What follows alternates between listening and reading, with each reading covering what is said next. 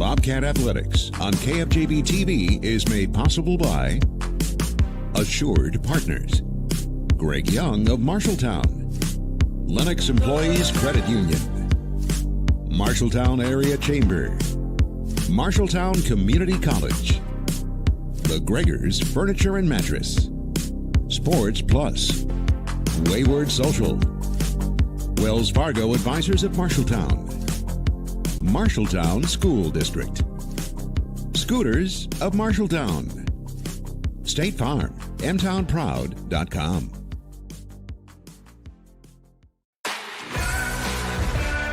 Touchdown, Bobcats, Davis Ragland, pick six. Feldman, that one will get in. That's a good point right there. A shot coming here, that's a goal! Lifted to left center field, gets off the warning track into the wall.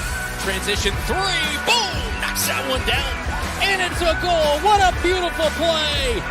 Dutton, look what I found over to first. It's a 3-on-1 all the way. Yes! There he goes.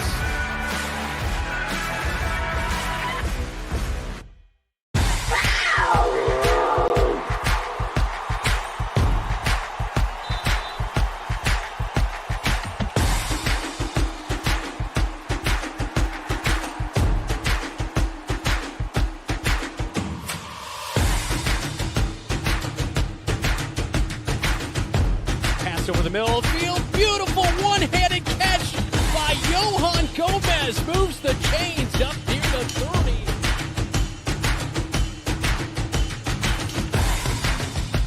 Trayshawn Brooks makes the catch at the 25. Breaks two tackles. Touchdown, Bobcats. Do you think he'll set him on fire if we ask?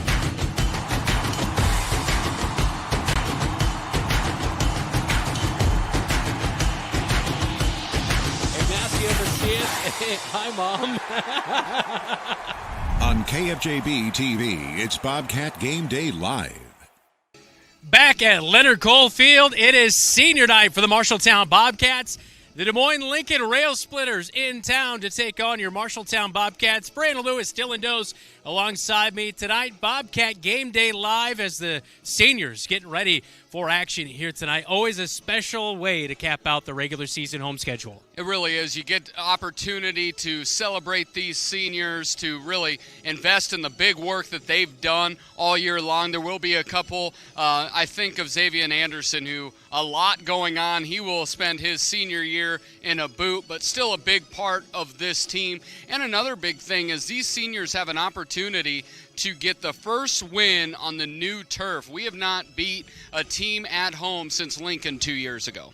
There's always a senior you don't want to part ways with, and Davis Ragland is one of those. Over 70 yards of rushing last week, couple of touchdowns, and he has Cam Canton-Wine's number as he picked him off yet again, just as he did last year here at Leonard Cole Field with a pick six. So that's another guy that the Bobcats don't want to lose. He's looking for a big night tonight. He's going to be the lead back with Tyler England out.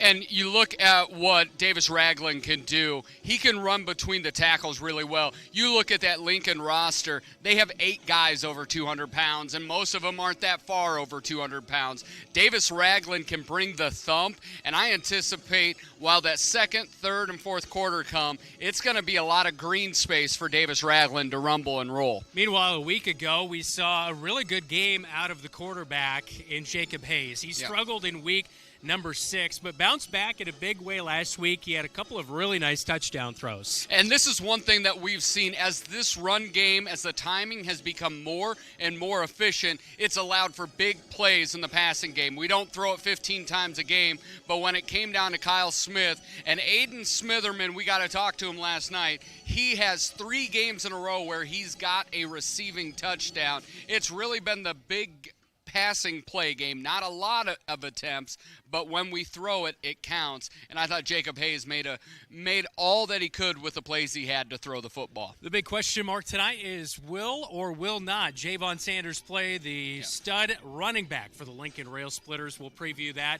coming up later in our countdown to kickoff, as Dylan will get a scouting report on the Lincoln Railsplitters. Coming up next, it is our Radio Iowa Scouting Report, all presented by Rainbow Car Wash with 2 locations in Marshalltown. This is Bobcat Game Day live from Leonard Cole Field right here on KFJB-TV. The right insurance agent can make all the difference. Assured Partners agents represent multiple insurance companies. They can pick and choose from a larger variety of outstanding insurance options. Assured Partners also handles life and health insurance and Medicare supplement coverage. With access to local, regional, and national insurance companies, Assured Partners will create policies tailored to the coverage you need. For more information, go online to assuredpartners.com/Marshalltown. Power through partnership with Assured Partners in Marshalltown, Toledo, and West Des Moines. On KFJB-TV, it's Bobcat Game Day Live. From Radio Iowa Sports, this is the Scouting Report, an in-depth look at this week's prep and college games. Now from our studios in Des Moines, Todd Kim. The Cyclones look to stay unbeaten by hosting Central Florida. The Hawkeyes visit Michigan State while the Panthers take on another ranked foe. High school football, Algona moves on without one of the state's top players. That and more on the Scouting Report. Okay, men, this is your time. Maybe you didn't choose this, but you're here now. You're gonna go out there and be an all-star caregiver. It's up to you. So what are you gonna do? You're gonna go grocery shopping, cook, clean, be there emotionally and physically. You gotta dig deeper. Drive them to physical therapy, doctor's appointments. Don't you forget about the pharmacy. I know you won't, because that's what caregivers do. Don't give up. Don't ever give up. This is your time to show the world, your family, and yourself that you're tougher than tough. Now go out there and be the best caregiver this world has ever seen. Caregiving is tougher than tough. Find the care guides you need at aarp.org/caregiving. A public service announcement brought to you by AARP and the Ad Council. The Scouting Report from Radio Iowa Sports. As the second half of the season begins for Iowa State, the Cyclones have firmly established themselves as a Big 12 title and college football playoff contender. Next up, they look to match the 7-0 start of the 1938 squad when they host Central Florida under the lights. Something has to give in this one. UCF is averaging 268 yards of rushing per game and goes up against a Cyclone defense that ranks 5th nationally in points allowed. ISU coach Matt Campbell says the Cyclones need to tackle well. You can't miss, and I think when you miss, you see 75-yard touchdowns going really fast. And so, we're going to have to do a great job with great eye discipline, obviously being gap sound in what we do defensively, and then we're going to have to tackle. And I think all those things will be really important for us to play great run defense. And I think no matter who you are, those things are really important to play great run defense. Moving the ball has not been a problem for the Knights, but scoring has. UCF has been dreadful in the red zone, and Coach Gus Malzahn says that task is even tougher against the Cyclones. They're number 5 in the country, I think, in points. They play an odd front, similar to what we saw last week. They have a lot of veteran guys. when you look at their roster, a lot of these guys have played a lot of football. They know their answers. Their run fits are very impressive, and they're a physical team. The kickoff is at 6:30 in Jack Trice Stadium. It'll be televised by Fox Sports 1. Iowa takes a 4-2 overall record to Michigan State. The Spartans are coming off losses to Oregon and Ohio State. And Hawkeye coach Kirk Ferentz says they're much better than their 3-3 record. There's a lot of teams that are 4-2, 3-3, 2-4 in the Big Ten, and you consider they've played arguably two of the best teams, if not the best teams, not only in the conference but in the country their last 2 times out. So, it's going to be a big challenge for us. We're well aware of that. Michigan State's run defense has been solid the first half of the season, and first-year coach Jonathan Smith says that'll be a key against the Hawkeyes and running back Caleb Johnson. And we're going to have to play a team defense against this run game. They've got a mix of scheme, so it's not just all one particular run play. They got a nice back that's not easy to tackle, and so going back to the team defense, we get multiple guys to the ball to bring this guy down. It's a 6:30 Iowa time kickoff. It'll be televised by NBC. Another week and another rated foe for Northern Iowa as the Panthers get ready to visit 10th-ranked North Dakota. UNI is 0-2 in Missouri Valley Conference play after a 42-17 loss at 4th-ranked South Dakota. Coach Mark Farley says to get things turned around, the Panthers must limit mistakes as well as run the ball better and stop the run. You can't give up the turnovers or the penalties. You don't want to shoot yourself in the foot, but you got to control the game with your run game and stopping the run game. If you have the ability to manage the game and the clock through those two things, you probably have opportunities that you can start setting up to take some shots on. Drake is on the road in the Pioneer Football League to take on Presbyterian College. The Bulldogs are 3-0 in the league race, and defense has been a major factor. They're giving up only 71 yards of rushing per game in conference play.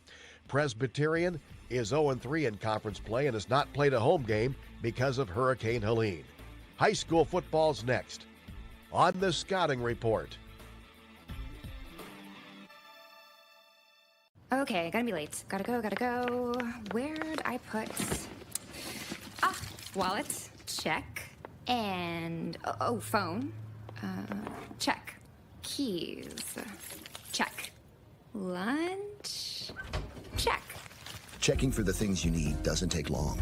But what about checking for your safety? Right now, 1 in every 5 vehicles on the road has an open safety recall. But it only takes seconds to check for open recalls on your car at checktoprotect.org.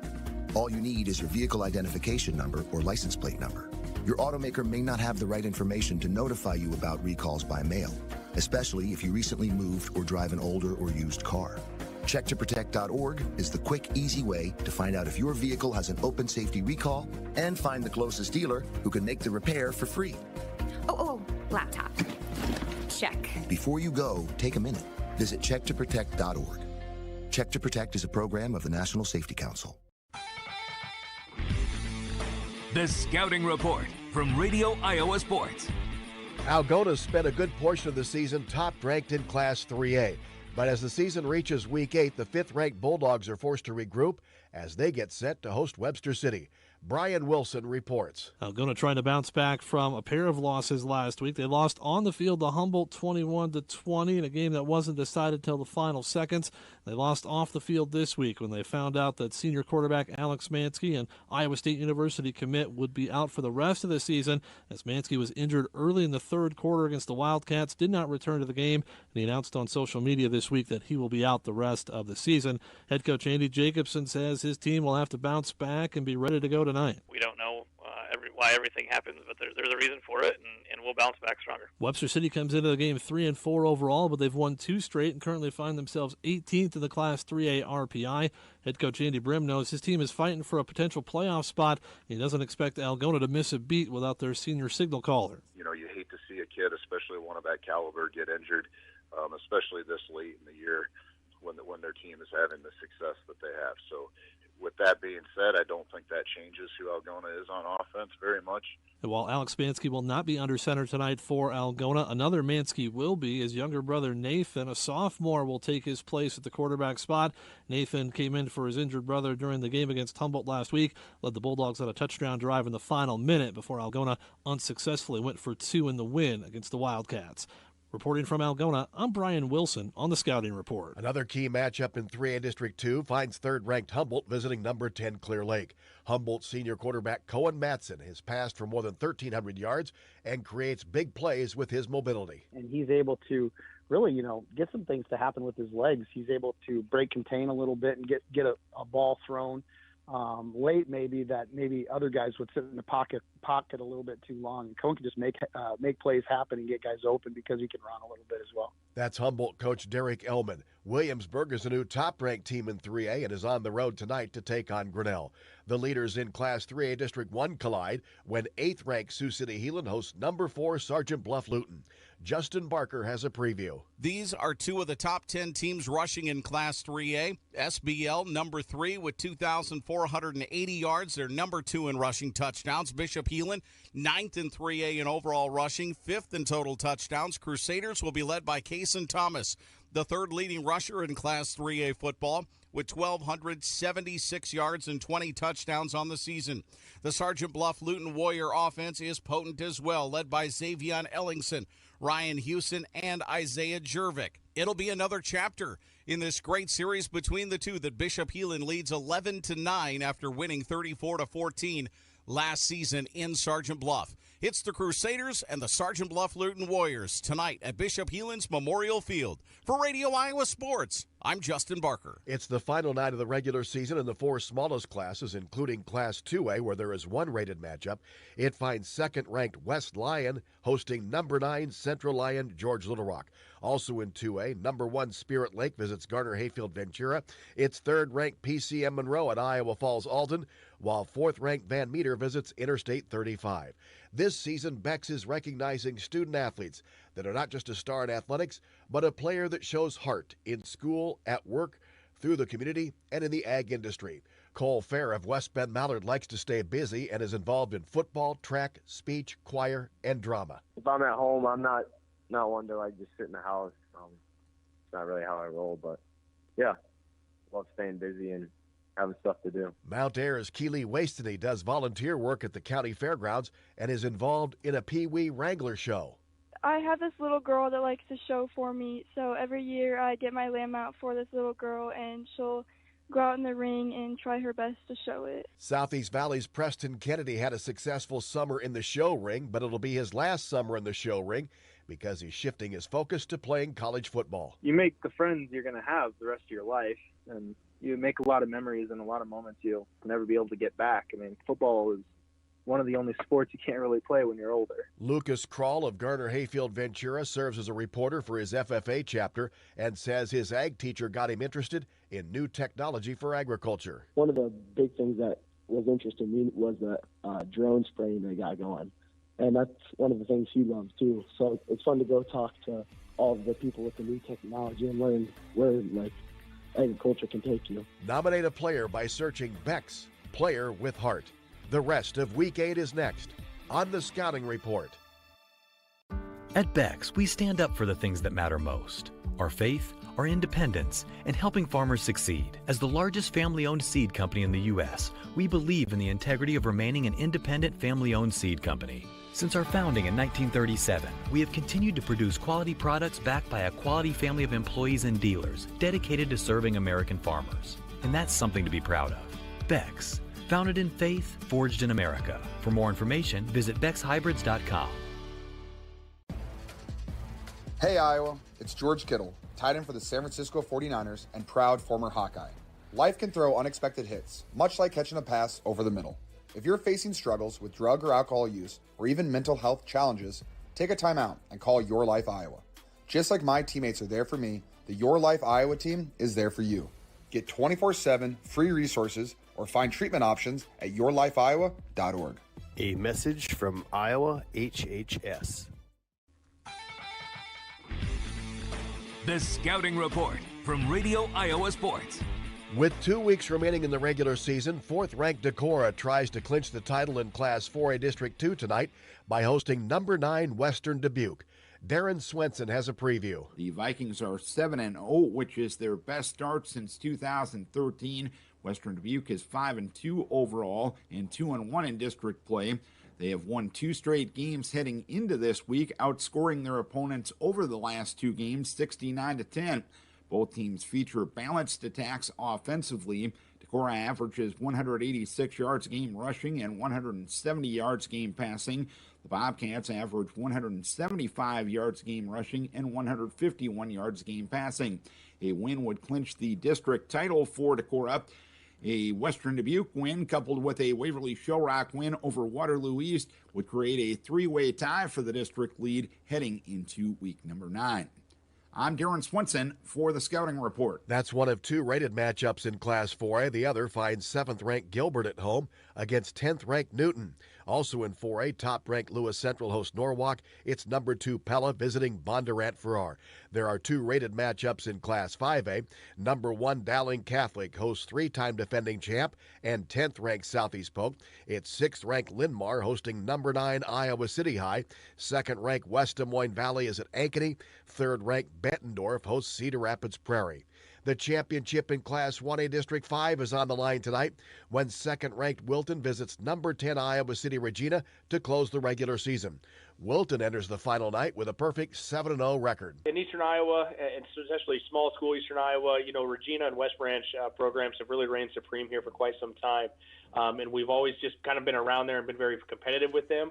So to overtake both of those programs would be really, really big for a program like ours this year. And, I think our guys are locked in and ready for that opportunity. Regina's going to be an extremely tough team, but I think our guys are up for the task. That's Wilton coach Ryan Hetzler. Also in Class 1A tonight, it's top-ranked Grundy Center hosting Hudson. Number 3, Emmetsburg is at Manson Northwest Webster.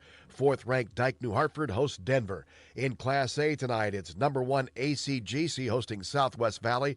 2nd-ranked West Hancock is at Mason City Newman. 3rd-ranked Lisbon pays a visit to Van Buren County. And in 8-player tonight, it's top-ranked Algona Garrigan visiting Harris Lake Park. Number 2, Lennox is at Lamoni. 3rd-ranked Remsen St. Mary's host West Harrison Whiting. The playoffs in the 4 smallest classes begin next week. That's all for the Scouting Report. For Radio Iowa Sports, I'm Todd Kim. Rainbow Car Wash has been in town over 40 years. New owners Brett and Kim Canaday have been with Rainbow for more than 35 years, focusing on quality, cleanliness, and great customer service. Open 24 hours year-round with 2 convenient locations. Each location has 2 oversized truck bays to accommodate large vehicles. All bays except quarters. And for your convenience, newly installed credit, debit, Apple Pay, and Samsung Pay featuring swipe or tap to pay, powerful vacuums, and a great selection of vending supplies. Follow us on Facebook at Rainbow Car Wash, LLC. Bobcat Athletics on KFJB-TV is sponsored by the Marshalltown School District. Embrace the lead. Scooters of Marshalltown. Amazing people, amazing drinks, amazingly fast. And State Farm. mtownproud.com.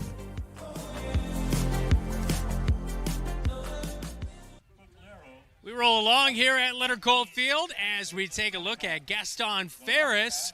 As he had a big week last week, he'll get a few carries here tonight with Tyler England out of the lineup for the Marshalltown Bobcats. Looking to see him on that defensive line. He was fun to watch last week, Dylan. He was a ton of fun to watch. If you look, you go Jackson Hinkle, Owen Eaton, Nate Sinclair, and then Gaston Ferris. Gaston is not a tall man. Brandon and I have got a few inches on him. But we were talking to Coach Furch last night, and I was saying, and he goes, have you checked out the size of that kid's quads? He squats almost 400 pounds. He really is kind of a square. He's a muscle-like cube out there, able to hold his own against guys much bigger than him. I think I've got an extra inch or 2 on you. I do whatever I can to just connect myself. Dylan's wearing the platforms tonight. All right, it's time to take a look around the Iowa Alliance Conference, all presented by Real Deals in downtown Marshalltown. Well, in Class 5A in the RPI rankings, which they take the top 16 teams getting into the playoffs, things did shake out last week. Yes, they did. We talked about a few big games and deciding factors. Namely, Ottumwa dropped down to 13. Waterloo West also dropped down to number 10 after being at number 3. Yeah, you look at those 2 matchups, and you see Ottumwa, they get Des Moines East here tonight. That could be one where they get back on the winning track, while Waterloo West, they take on a team. Who's Waterloo West got tonight? I was looking, I have Waterloo East in front of me, but they come back out and try to get another win. I went really confident with that Waterloo East and realized they're not one school quite yet. But there are some good matchups across. Valley, who we'll see next week, they sit at number 4 in the RPI. They take on Ankeny. That's a really good matchup there. Bobcats are going to have all that they want next week against the Tigers. Then you look at Sioux City East, sits at number 9. They go to Ames, where Marshalltown picked up their first win on the year. Joaquin Northwest, who just absolutely obliterated Ottumwa, takes on number 12, Ankeny Centennial. Urbandale goes to number 8, Johnston. A top 11 matchup. Southeast Polk at 11 hosts Dowling, who sits at number 5. Des Moines Roosevelt takes on Waukee, and then you got Fort Dodge, Sioux City West. Hoover is at Carlisle, and then a matchup of Newton and Gilbert, both ranked in the top 11 of 4A. Mason City takes on Marion, and that long-awaited Waterloo East matchup against Waverly Shell Rock. Bettendorf is number 1 in the RPI rankings. Yes. It's always interesting. An East team gets in there, number 1. They're always 7-0, but they never seem to hold up against the Des Moines Metro schools. Yeah, you have Iowa City Liberty sitting at number 2. It really is a heavy eastern side matchup. And the reality is the best football is played in the Metro. I don't think anyone even over there, even with the incredible background that Bettendorf has as producing really high-end talent, the best football is played in the Metro, and they often wear maroon jerseys. Yeah, or black and orange. That's right. That as well. All right, so that is our look around the conference tonight. All brought to you by Real Deals. Tell them go Bobcats for a special discount located in downtown Marshalltown. Dylan will preview East Marshall and West Marshall, their matchups here tonight in week number 8. This is Bobcat Game Day Live. You're watching KFJB-TV. Hey Bobcat fans, are you looking for the latest in home decor and women's fashion? Real Deals is a locally owned boutique right here in downtown Marshalltown.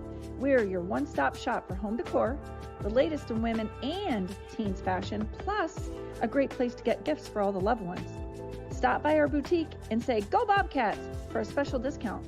Real Deals is open Wednesday through Saturday. Grab a friend, bring your family members, and see what our locally owned boutique is all about. Can't wait to see you at Real Deals in downtown Marshalltown. On KFJB-TV, it's Bobcat Game Day Live. Welcome back in with the West Marshall preview presented by Bailey's Pizza and Broasted Chicken in State Center. Open Fridays through Sunday, 4:30 to 8:30. Well, West Marshall sat with just one loss last week. They took on PCM, and PCM has just been steamrolling everyone, and West Marshall was no different at 49-7 last week. But this week they take on Union Community. Union sits at 3-4. They have won 2 in a row. They took care of Vinton Shellsburg in blowout fashion and won a close one against Jessup. This one has a lot of playoff implications. If West Marshall can get to 6-2, they'll be looking to be where they usually have found themselves in the playoff race with a chance to go back to the Unidome. This is a big matchup. I anticipate West Marshall ground and pound behind Gonzalez with something going on in the air with Clausen at quarterback. He'll make plays when necessary, but most of that's going to be on the shoulders of Gonzalez. I think West Marshall picks up number 6 tonight as they will take care of Union Community. And that has been the West Marshall preview brought to you by Bailey's Pizza and Broasted Chicken, open Friday through Sunday, 4:30 to 8:30. We'll be back with the East Marshall preview. Bailey's Pizza and Broasted Chicken and West Marshall football have long been State Center traditions. And with a year full of changes, it seems like traditions are harder and harder to come by. While where you enjoy it might have changed, Bailey's commitment to delicious pizza and broasted chicken can still be found in every bite. Enjoy the local tradition of Bailey's Pizza and Broasted Chicken, open Friday through Sunday, 4:30 to 8:30 for carry-out only. Bailey's Pizza and Broasted Chicken in State Center, proud sponsors of West Marshall football. On KFJB-TV, it's Bobcat Game Day Live. Welcome into the East Marshall preview brought to you by Laurel Diesel Services, your locally owned, qualified diesel mechanics. East Marshall started out 3-0. Last week they lost a heartbreaker, giving up the lead in the fourth quarter, losing 26-21 to Columbus Catholic, their 4th loss in a row. If they're looking to end the season at 4-4, that 500 record, they've got a bit of a tall task. They take on Albert Net. Albert Net beat this East Marshall team 14-0 last week, but they sit at 4-3, and some of the teams East Marshall has struggled with, they've taken care of. They took care of Columbus Catholic 54-16, took care of Hudson 47-6. So if East Marshall is going to go back to 4-4, and if they're going to cause Alburnett to go 4-4, it has to happen on Drew Weeder's feet, and you have to be able to get Jacob Farrington, Eli Burns, and Blake Newroth have to be effective for East Marshall to win. And I hope, beyond hope, that East Marshall gets to that 4-4, but I'm going to give the slight edge here tonight to Alburnett. That has been your East Marshall preview brought to you by Laurel Diesel Services, your qualified diesel, locally owned, qualified diesel mechanics. We'll be back as we continue to the countdown to kickoff. When Mike Overton moved to Laurel, Iowa, he had a vision to have a diesel repair shop that would support his growing family and passion for working on diesel engines. Being part of the East Marshall community means ensuring that farmers, truck drivers, and businesses run smoothly. With a large building and state-of-the-art equipment, Laurel Diesel Services is always up for a challenge. When your farm trucks, semis, or other diesel equipment requires maintenance or the occasional repair, take it to Laurel Diesel Services. At Greg Young Automotive, we go the extra mile for our customers across Iowa. Why do customers choose us and keep coming back? Because our commitment to exceptional service and satisfaction never wavers. With our extensive network of dealerships throughout Iowa, we leverage unbeatable pricing and offer a better inventory selection than other dealerships. Visit any of our 6 locations across the state and experience the Greg Young difference, where we'll go the extra mile for you.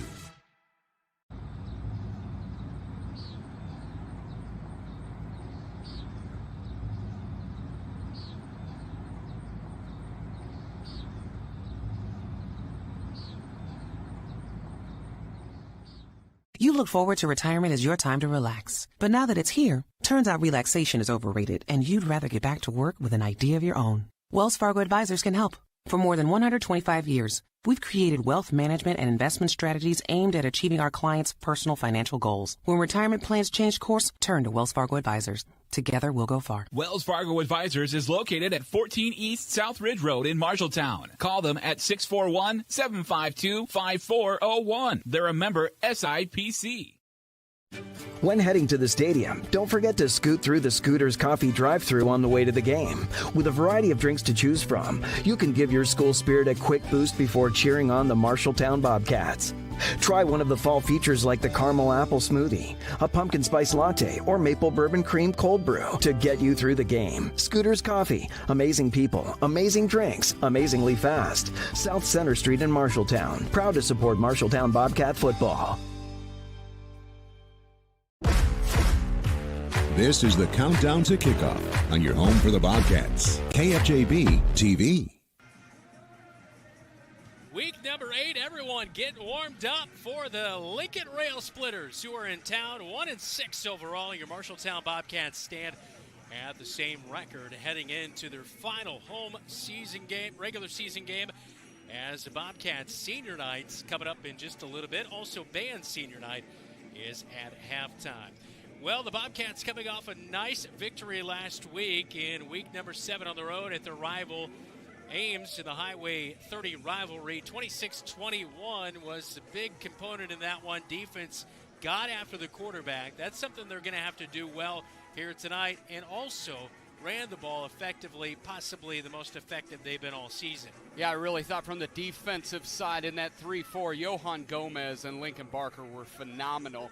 And by them being able to contain Canton Wine, it allowed all 4 of those linebackers to play incredibly fast. From Zach Wilder, you had Jamison Niehaus, J.J. Schoenfelder, and then number 6, Davis Ragland. They were able to control and do a really nice job. You flip it to the other side of the field, I thought the offensive line controlled a lot of things, giving some big holes and big plays.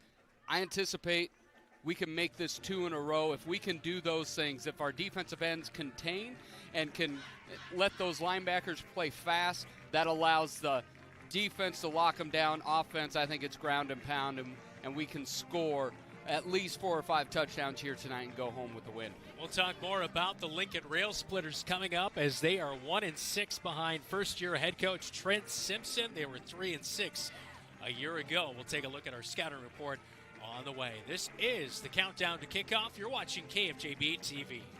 The equity in your home is power. Power to remodel your home. Take a memorable vacation. Add a deck or patio. Lennox Employees Credit Union can help you unleash the financial power you possess with a home equity loan. Consolidate debt, fund a student loan, or pay for a wedding. The loan process is easy. See Lennox Employees Credit Union, 1004 East Main Street in Marshalltown. Member NCUA, Equal Housing Lender. Online at lennoxecu.com. This is the countdown to kickoff on your home for the Bobcats. KFJB-TV. Back for tonight's scouting report on the Lincoln Railsplitters, all presented by Century Plumbing. And Lincoln Railsplitters 1-6 behind head coach Trent Simpson coming into this one, but the storyline has been Javon Sanders, as he's been out since week number 4. Even though he only played 4 weeks of football, still 752 rushing yards, 6 touchdowns. It'll be the main keys. We see him right there on KFJB-TV. He is suited up. He's a game-time decision here tonight, though. Game-time decision, but it says a lot when the defensive coordinator, Duncan Furch, says if he plays tomorrow night, that's the best player we've seen all year long. And that includes across, we've had people really mess up our game, from Atumwa running all over us to say Javon Sanders is the best player we've faced. Isn't an understatement. We've seen him do it before. We've seen him just create big plays. So if he goes, he gives them an opportunity and a shot. If he does not go, it falls to the Wesley brothers. You have Damony and Davon Wesley. Davon had the more productive game last week, but they're going to rely on that. We've been covering Lincoln, you 6 years, I'm 5 years. What Lincoln Railsplitters do, they run the football. When they're the best, they run the football. They have had to allow Jackson Lamb to throw it a little bit. He's not going to push the ball down the field. He's going to be around the line of scrimmage, but he's been efficient so far. He was 12 of 20 last week for 108 yards, and his favorite target is Blake Butters. He has about he's at 19 receptions for 200 yards, and he does have 2 touchdowns. If the Bobcats can control him, I see a big game and a big win for the red and blue. Yeah, Butters was the guy we saw at quarterback 3 years ago. Last year it was Lamb in this game, but the year before is Blake Butters, and that was an interesting experience for Lincoln. Yeah, they've really struggled. You know, we've really found something in these last few years, ever since they ran the ball for almost 500 yards, and maybe one of the worst nights as we went down to Lincoln, didn't have electricity, it rained on us, all those wonderful things. People were changing underneath bleachers. Since then, Marshalltown's got their number. They've been able to lock that down and be able to score at will.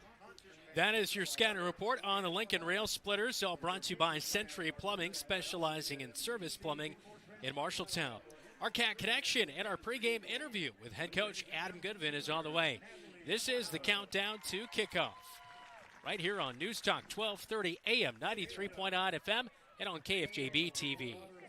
When you need a plumber quickly, try Century Plumbing of Marshalltown. We specialize in service plumbing, not new construction or large remodels, so we get to our customers faster, from clogged drains to water heaters and everything in between. We can help with a guaranteed appointment and quality, efficient service. I'm Sarah, co-owner of Century Plumbing, and I'd love to book your appointment today. Call 641-750-0108. That's 641-750-0108.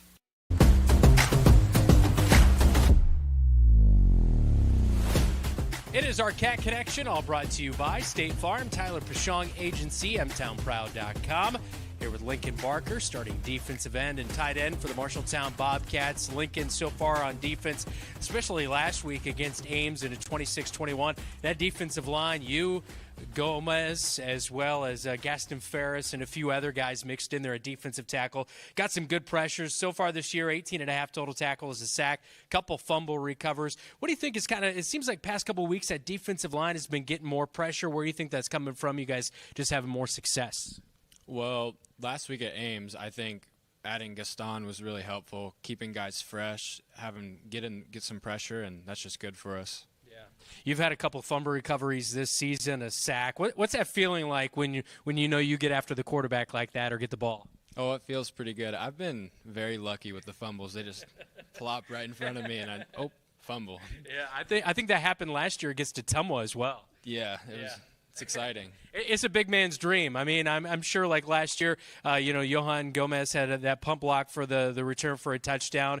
That feeling on the defensive side when you guys do get after the ball. I know Coach Furch probably coaching you guys up on the defensive side. To be able to go out there and not only talk about doing it, but be able to execute it is another thing. So how does that feel when you've got the whole week of preparation and it pays off? It feels really good. I mean, everyone has their own job, and stick to it. It's what you got to do. All right, so on the offensive side, I know you're out there at tight end. Last week I was hoping and praying you got a ball. You were wide open down the seam, but weren't able to quite get it to you. You have one reception for 44 yards this year. Tight end, not maybe the biggest receiving threat out there, but you guys do a really nice job and an important role in the blocking side. So tell me a little bit about your role on tight end. Well, it's primarily blocking, so I'm usually on left or right, whatever, and I'm down or linebacker pretty much. Okay. All right. That's what I was wondering if you guys have a role to get to that second level. Yeah. Yeah, definitely. Yeah. So here tonight, you guys going to take on your senior night, taking on Des Moines Lincoln. You dominated them a year ago. How do you dominate them here tonight?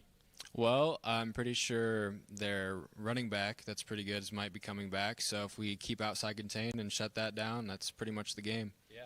All right, so what other activities and things in school are you involved in? I swim. Okay, all right. I know that's the big one for you. So senior year of swimming, you have had a lot of success in the past. What events are you going to be swimming in this year? 500 freestyle, 200 freestyle, and the free relays, I believe. All right. Yeah. So which one do you really enjoy doing and hope to maybe get to state in? 500. 500. Okay. I'm sure Coach Loopy's been already keeping an eye on your your training, right? Yep. Hey, good deal. Best of luck rest of senior season. Thank you. All right. That is Lincoln Barker for the Marshalltown Bobcats and our Cat Connection. All brought to you by State Farm, Tyler Pashong Agency, mtownproud.com.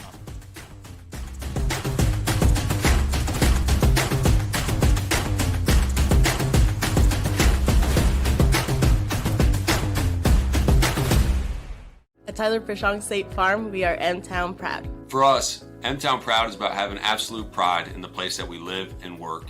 The people in this community represent everything that I believe in and everything I want to instill in my children. Hardworking, diverse, genuine, kind, and passionate. A blue-collar town that has shown countless times we can depend on each other. We'd love to talk to you about what makes you M-Town Proud.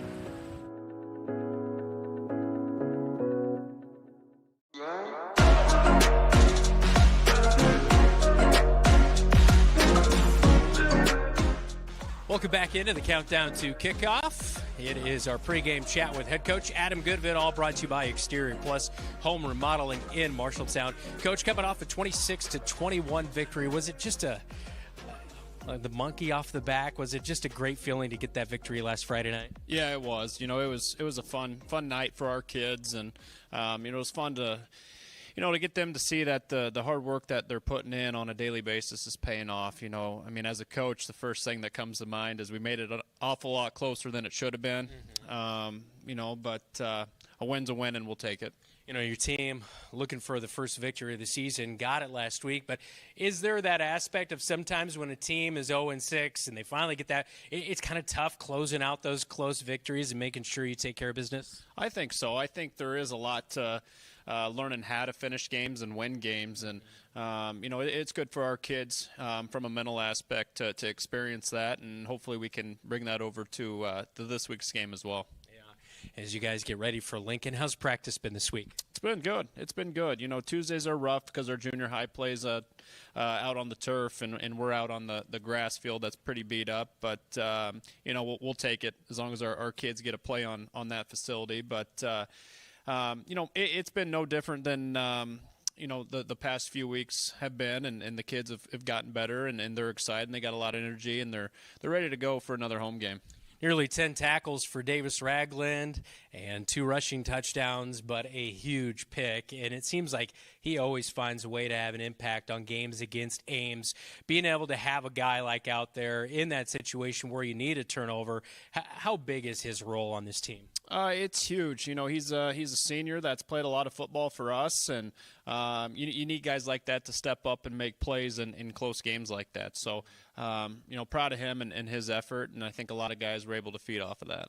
He's got Cam Cantonwine's number. Yes, he does. Yeah, I don't know what it is, but again, we're proud of him, and we're looking for some good things these next 2 weeks. We saw a lot of Davis Ragland out there rushing the ball last week. That's because we didn't see a lot of Tyler England. I know he's not on your 2-week depth chart this week. Is he bumped up? Yeah, Tyler's got a tricep injury. That's it's I'm not exactly sure what it is. He's not able to get into a doctor for a little over a week from now.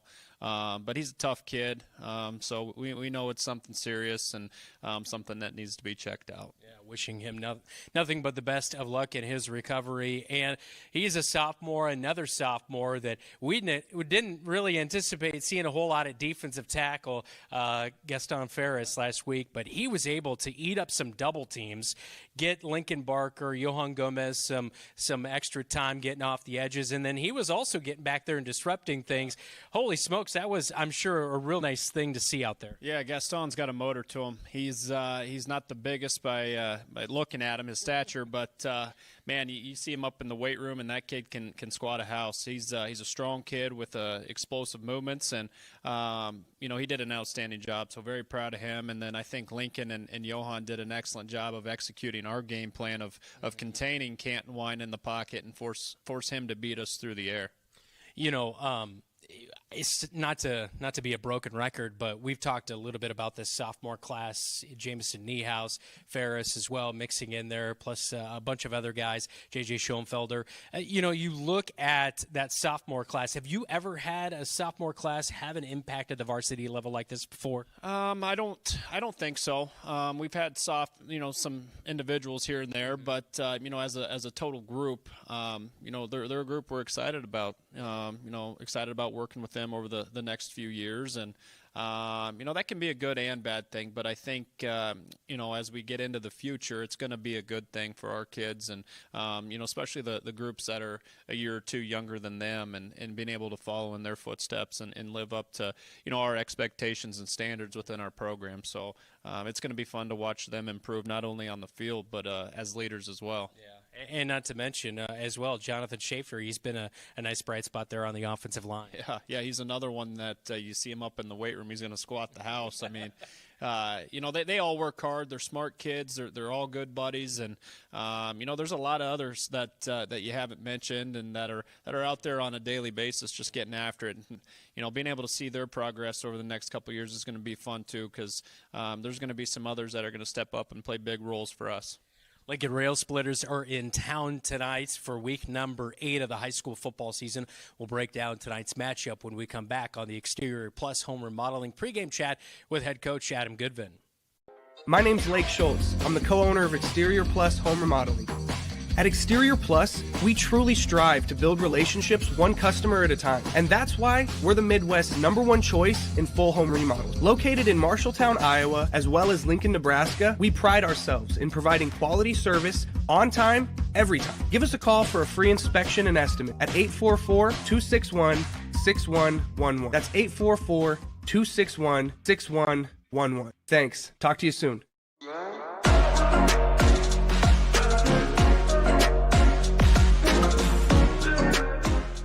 Back in on the Exterior Plus Home Remodeling pregame chat with head coach Adam Goodvin as Marshalltown Bobcats are 1-6 on the season. They take on the 1-6 Lincoln Railsplitters here tonight. And, of course, it's a lot of fun to watch the Lincoln Railsplitters running back. Javon Sanders, over 1,000 yards a year ago, 16 touchdowns. He's been out, though, since week number 4 this year. I don't know if you know whether he's going to play here tonight, but, boy, he's a special running back. Yeah, he's tough, and we learned that a year ago. We're not 100% sure if he'll be going, but we've been practicing all week and preparing as if he were. I don't know what sort of injury or what's going on, but he's going to be a huge challenge for our guys to bring down. And, again, we need all 11 swarming to the football. Jackson Lamb is a quarterback for the Lincoln Railsplitters, and, he's been kind of trying to right the ship, I guess you could say, this year. A little bit up and down in his mixed bag, but he can he's a little bit mobile. They like to spread it out 4, maybe even 5 wide receivers at times from what we've seen in the past and earlier this year. So being able to get after him and create pressure, how do you plan to go about that tonight? It's going to be huge. You know, when we're sending guys, they've got to be able to time that up correctly and come with a purpose. And then our defensive backs have got to be aware that his strengths are catching the football and trying to get rid of it quick. So we've got to be able to anticipate balls coming out sooner than they did a week ago, for sure. So, and then just flying around and making plays. I know Tate Ring is, I believe, up at Ellsworth, but I bet you wish you could have him back here tonight. He is a Lincoln killer, 3 touchdowns and a ton of yards last year. Yes. We wish we had Tate back. That's for sure. Yeah, he had a special game last year for us down there. Yeah, that is for sure. Not only rushing, but also receiving. And so being able to create those big plays, is that something you're looking for here tonight? Yeah, we want to. I think that's always something that gets the kids excited.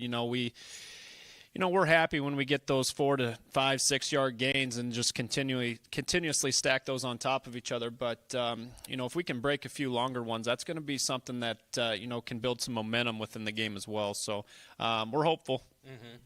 A lot of Bobcat pride in this senior class. It's senior night tonight for the Marshalltown Bobcats. I look at Sam Griesel. The Griesel name runs deep. A lot of Bobcat pride there. Davis Ragland, obviously such a huge integral part. Could go up and down the list of seniors. Our Cat Connection, we just talked to Lincoln Barker, another one of those. So what's the senior class mean to you? They've been awesome. It's not a huge class. I think we've got 13 total seniors this year. But they've been great kids. They're great young men, ready to work every single day, and just watching their growth over the years has been a lot of fun. We joke as a coaching staff all the time. I think the GPA combined between all of them is higher than it's ever been. They're smart kids. They're smart kids with bright futures ahead of them. There's no doubt about that. Yeah, that's awesome to hear because, you focus in on the football game, but there's a whole other aspect to these kids' lives. Yeah, absolutely. And, like I said, there's no doubt that they're going to have success here in the near future. All right, so your key to victory tonight against the Lincoln Railsplitters? Turnovers. We've got to win the turnover battle and then take advantage of it and score. Good luck tonight. Appreciate it. All right, the Cats are 2-0 in the last 2 years against the Lincoln Railsplitters. They look to make it 3-0. We'll take a look at tonight's starting lineup. So brought to you by Sandvik Enterprises. This has been our pregame chat with head coach Adam Goodvin, all brought to you by Exterior Plus Home Remodeling in Marshalltown. This is the countdown to kickoff. You're watching KFJB-TV.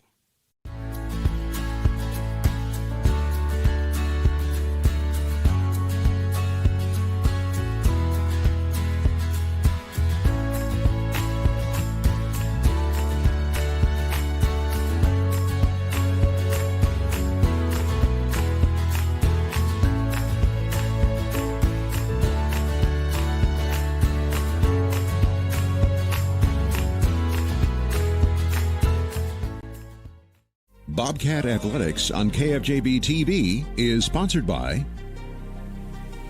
Sports Plus, sportsplusTherapy.com. Wayward Social, the place for bowling, games, food, and more. And Wells Fargo Advisors of Marshalltown, helping you develop strategies for pursuing your financial goals.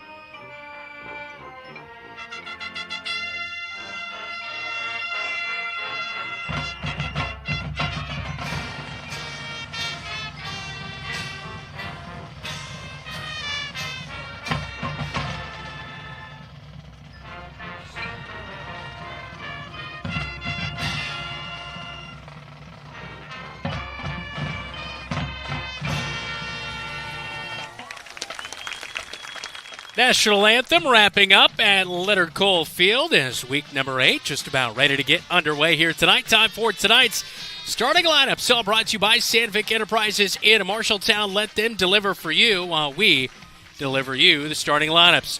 First off, for the Lincoln Railsplitters offense here tonight, it'll be Jackson Lamb at quarterback as he'll get the go, handing off to potentially Javon Sanders, as 752 rushing yards, 6 touchdowns in just 4 weeks of action, as he's not played since week number 4, as over 1,500 rushing yards and 16 touchdowns a year ago. Wide receivers, they like to spread it out. Braylon Jenkins, as well as Blake Butters, Charlie Fucalario, as well as Jackson Sinicott. And then on the offensive line, Hassan Sirleaf, Lance Clark, Ethan Sanishit, Dalton Armstrong, and Dylan Clyer on the offensive line. On the defensive side of things for the Lincoln Railsplitters, Caden Haas not listed in the starting lineup. Starting safety usually 22 total tackles and a half sack, not in there, as Naz Yabara will be starting for him at safety. It's Landon Weber, Hassan Sirleaf, DJ Armstrong, Daniel Sakiyama, as well as Damani Wesley on the defensive line. Damani Wesley is at linebacker, Denver Logden, and Aiden Jenkins at linebacker. Andy Najaro and Chris Thomas at corners. Like I mentioned, Yabara is at safety, and at strong safety, it's Blake Butters. On the offensive side of things for the Marshalltown Bobcats, Jacob Hayes will be starting at quarterback. Last week, 42 yards through the air, couple of touchdowns and 32 rushing yards, as Jacob Hayes will hand it off to Davis Ragland at running back. Kyle Smith at wide receiver. It'll be Aiden Smitherman as well as Ethan Gorsuch in the slots, as Lincoln Barker will be the starting tight end. Verdinez, Hinkle, Eaton, Schaefer, and Hancock on the offensive line. On the defensive side of things for the Marshalltown Bobcats, a lot of noisemakers up front. Hinkle, Barker, and Gomez. And then a strong linebacker crew. Ragland, Schoenfelder, Wilder, and Niehaus.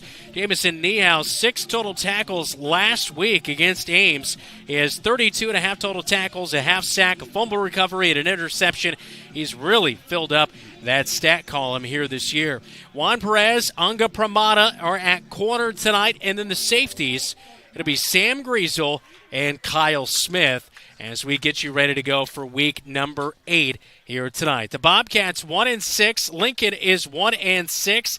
As the Bobcats defense giving up 32 points, they are averaging scoring 17, as this is the 8th year. Head coach Adam Goodvin. Bobcats' first win of the year last week, 26-21. As Dylan alluded to, it's been a couple of years since the Bobcats have got a home victory last against the Lincoln Railsplitters. They'll see if they can get the job done here tonight. We do not expect senior Xavier Anderson to play tonight, but he is in full gear here tonight. He is suited up in number 1, leading his team out for the last time in his high school football career, just as he did all last year and this year in week number 1. And here come the Cats. Week number 8, Xavier Anderson and all of the seniors enjoying this one here tonight as they look for a win against the Lincoln Railsplitters. Coming up right here on your home for the Cats, News Talk 1230, KFJB AM, 93.9 FM, and on KFJB-TV. Life can take unexpected turns. Maybe you started college, but life got in the way. At Marshalltown Community College, we understand. It's never too late to chase your dreams. Come back to where your journey began. Rediscover your passion for learning and let us help you achieve your goals. Schedule a visit today at MarshalltownCommunityCollege.com. Marshalltown Community College, a step in the right direction.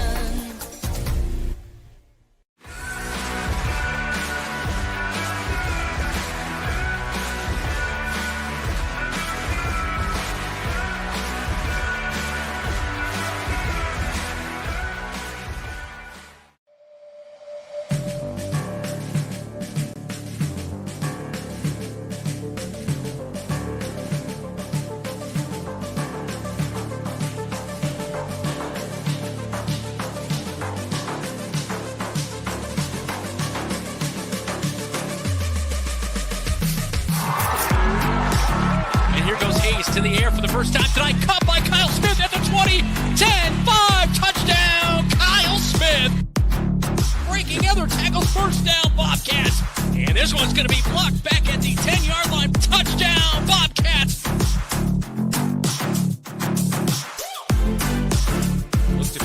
over the middle of the field, and Johan Gomez catches it. 25. He's loose all the way in for a Bobcat touchdown. One man to beat, and he will. Pressure from behind by J.J. Schoenfelder. Intercepted. It's Niehausen. Bobcat football starts now. Bobcats back at Leonard Colt Field for week number 8 as the Bobcats here tonight take on the Lincoln Railsplitters. I'm Brandon Lewis.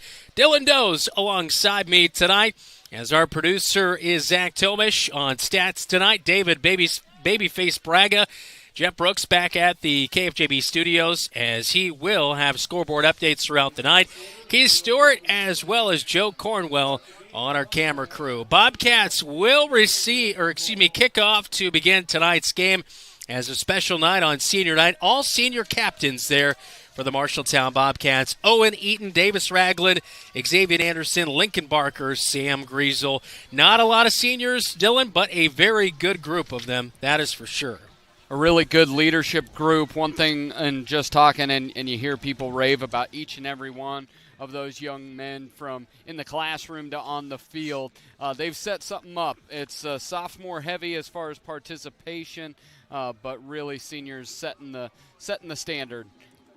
All right, let's get tonight's keys to the game, which all brought to you here tonight by First Rate Real Estate, FirstRateTeam.com. Fumbles are not our friends. We've had 10 fumbles in the last 2 weeks. I begged Ethan and Aiden to stop fumbling. Tonight, we can't fumble the football. And then with Lincoln, it's all about Barry's kid. And we're not talking about Barry Manilow. We're talking about Barry Sanders. Javon Sanders, if he plays tonight, he's the difference. Otherwise, it's the Wesley brothers. Damony and Davon will have to put in and fill in the slack. All right, new kicker here this week for the Marshalltown Bobcats as Luis Monghay injured and out tonight. And Luis, such a pivotal guy, couple of touchbacks last week against Ames. But the backup kicker is a pretty good one. Yeah. Johan Gomez out to kick off week number 8, and he'll boot this all the way down to the 8-yard line. Misplayed, and it goes all the way back to the goal line, and they'll stand on the goal line, and it does roll in. A lucky break there for Davon Wesley, the sophomore running back, as that will be a touchback, but nearly the interesting thing at nearly a safety. The thing at the college and NFL level, that would not have been a touchback because he had fielded the ball at the 5-yard line, and they're actually looking at it. Looks like I think it may go to where the ball started getting kicked back. They're going to do it at the 20. That is a difference. We also saw last week a personal foul is not an automatic first down at the high school level. Just a couple of these small little rule differences that may make it look a little confusing here tonight. That kickoff all presented by Century 21. So it's first down and 10 for Lincoln at the 20-yard line as Lincoln will run it off of right tackle. And this one going to be outside the hashes up to the 25-yard line. It is a 5-yard pickup. As right there on the carry for the Lincoln Railsplitters. Did not see Sanders in there to begin the game. As Davon Wesley begins the night at running back. 86 yards and a touchdown. 3 receptions, 16 yards. He's gotten more action as the season has gone along for Lincoln this year. Lamb will call for it, hand it off, straight up the gut again. This one goes off of right guard on the far side hashes. That'll bring up third down. Wesley picks up a couple of more yards. And this last week against Ames, especially early on, is Marshalltown got off the field on third down. Can the defense do the same this week and get it into the offensive hand quickly in this ball game? Lamb will clap for it again. He's got to go to the air on third down and 3. Passes over the middle, and a good hard hit.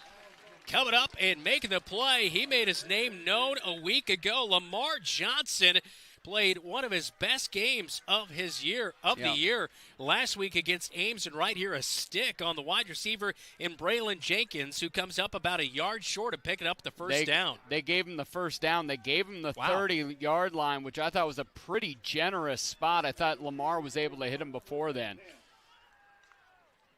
Snap comes, handoff left side, and in the backfield, the Bobcats will bury the running back in Wesley again, and this is going to be a loss of 1 yard, bringing up 2nd down and 11, and a whole host of guys in there, I believe.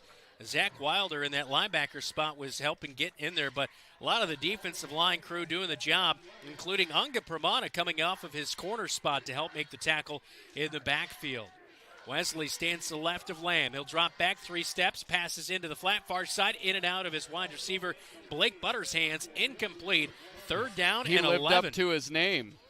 Right there, that was Butterhands there, right out of the grass. You've got a vendetta against that guy. I'm not mad at him. Great kid. 19 I receptions, 201 yards, and 2 touchdowns coming into this game here tonight. So pivotal drop right there on 2nd down, bringing up a long 3rd down. 3 wide receivers set, 2 running backs in the backfield, including Damani Wesley, who's checked in.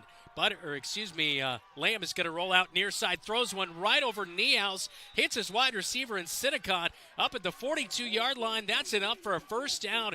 It's a 12-yard pickup, and that will move the chains as Lamb got moving, a bootleg to the near side, and his running backs provided him enough time blocking-wise to pick up the 1st down. That was a really good ball. They had a moving pocket right away, able to get it into it, and just over Niehaus. Niehaus playing there in the flat. Niehaus shoots in on the blitz, but misses on Wesley, who gets the handoff right up the gut. He'll get over the 45 to the 46-yard line. Good gain on 1st down. As Lincoln in their white tops and bottoms, maroon numbers outlined in gold tops here tonight. Bobcats in their red tops, white bottoms, white helmets with the Bobcat logo on the top. It is a pickup of 4 yards, 2nd down and 6 for Wesley, as now we see for the first time into the game, Javon Sanders. Out of the pistol, handoff left side, hesitation move, and he'll inch his way up towards the 50. Looks like he gets to the 49-yard line. That'll be a 3-yard pickup and sets up a short 3rd down and 3 as we take 3 minutes off the clock here on this opening drive of the game for the Lincoln Railsplitters. And this is a big deal as the Bobcats defensive line has to get some push because you have to get Javon early. If you allow him to dance in the hole, he's got great vision and great giddy up, and he can go. He stands to the right, now moves to the left of his quarterback at Javon Sanders on 3rd down and 3. Hand off to Sanders, right up the gut, and boom, Niehaus blows it up. And the Bobcats, Zach Wilder finishes him off. He's back to the line of scrimmage, 4th down and 3. Bobcats reading that one well. Number 87 has been awesome on this defensive series. He got a little bit of that cat connection bump. Look at Lincoln Barker right there with Niehaus. You saying blew it up? Definitely. Barker's been in on a couple tackles right around the line of scrimmage. Bobcats hold. Looks like the special teams unit going to come out for Lincoln here. This is one where you might look for a fake of some sort. If I was Lincoln, I'd roll the dice at midfield early. 4th and 3, the punt crew is out. Carlos Joya Redonda is back to punt, and he's going to pass over the middle of the field at the 50, and nobody is home. He was looking for Davon Wesley, but they were well off the mark, and it will drop incomplete. A turnover on downs at the 49-yard line. The Bobcats will start in Lincoln territory. And I said, kind of look for the fake just because where they were positioned, and they didn't really hesitate. It just felt like too good of an opportunity. Go for it if you struggled to score points. And if he could have been on target with that, it may have been an opportunity with Davon Wesley was just outside of his reach. So the Bobcats will go to work here after the turnover on downs. Jacob Hayes with his senior running back behind him. Hands off, left guard goes Davis Ragland. On the center of the field, he'll go down to the 46-yard line. It's a 3-yard pickup on 1st down, setting up 2nd down and 7 as we approach 7.5 minutes in the opening quarter of action here at Leonard Cole Field. It's senior night for the Bobcats in week number 8. Cats are 1-6. Railsplitters also 1-6. This will be an interesting angle to see if the Bobcats can come out and start strong here on this opening drive. As Hayes is underneath center, and he'll go for the cat. What did we call it last? Cat claw. The cat claw right up the middle. That tush push, basically. A 3rd down and 3. A nice 4-yard pickup or so right there for Jacob Hayes going right up the middle. Caden Haas was not going to start here tonight, but you can see him right there on KFJB-TV. He is limping around. He's giving it a go here tonight for Lincoln. 3rd down and 3. Lincoln will jump offside, and it's 5 yards and a first down. And the next snap will come near the 36-yard line for the Bobcats. As good jump right there with the hard count by Jacob Hayes. And Jacob's been able to get some people off with that hard count. One of the things you saw Aiden Smitherman in motion. Last night we had him on Bobcat Live and he said, first week with the new offense, I was completely lost. You now see him making plays. He says he feels a whole lot more comfortable. Both he and Ethan Gorsuch, number 2 and number 3. Single wide receiver set for the Bobcats. In the flexbone offense, wide out, split out is Kyle Smith, the touchdown reception a week ago against Ames. He's got the red sleeves here tonight. I like it with the red jersey. Hayes underneath center on 1st down and 10. Ball in the middle of the field. Fake a pitch out to Smitherman. Ragland was getting the handoff, but flags, I believe, actually whistles. But there is a flag somewhere. I don't see the flag down, but it is going to be a false start. Must be from the near side official and covered up. It's that far side. He was right, that far side over there, right on the white, so it's kind of hard to see. 1st and 15 now after the false start on the Bobcats. I think that might have been on the motion man and Smitherman. It was right after I said something. It was. I was hoping we could overlook that. Well, we don't need to see it twice. All right, Bobcats set up 1st and 15 in Lincoln territory. Smitherman in motion. Ragland handoff left guard. Keeps the legs churning as he's down to the 35-yard line. He'll pick up that penalty yardage plus a couple more for a 7-yard gain as we are under 6 minutes to go in the opening quarter of play. A quick-moving first quarter. Yeah, it'll be interesting to see, able to get those 7 yards back. They did a nice job at Ames of getting 3rd and manageable where they were not behind the sticks all night long, and it turned into points. See what we can dial up here on 2nd and 8. Hayes checks at the line of scrimmage, gets set. Puts Smitherman in motion, handoff Ragland. Again, pretty much the same play, and he'll only be able to dive ahead for a gain of 1, and that will bring up a longer 3rd down and 7 upcoming for the red and blue. And Damoni Wesley there with another play. We've said his name on offense, now here on defense, coming from that linebacker, able to wrap up Davis Ragland. Wesley, 9.5 total tackles, a half sack coming into tonight, but watching him against Sioux City East last week in a 54-6 loss, he definitely was all over the play. I got something watching that game last week that I wanted to bring up that we might see here tonight when the Bobcats kick off. Fake the pitch, handoff to Ragland on the end around as they kind of came near side. A little bit of a counter play right there, but he gets back to the line of scrimmage and lucky to do so as Denver Longden was there to help make the stop, and it's looking like it's 4-down territories. The Bobcat offense will stay on the field on 4th down, and we'll call it a long 6. Great job by Lincoln of just staying contained. They didn't flow with the fake. They stayed right home. It looked like the Bobcats putting Smitherman in motion, trying to draw Lincoln offside again. The play clock is down to 5 seconds.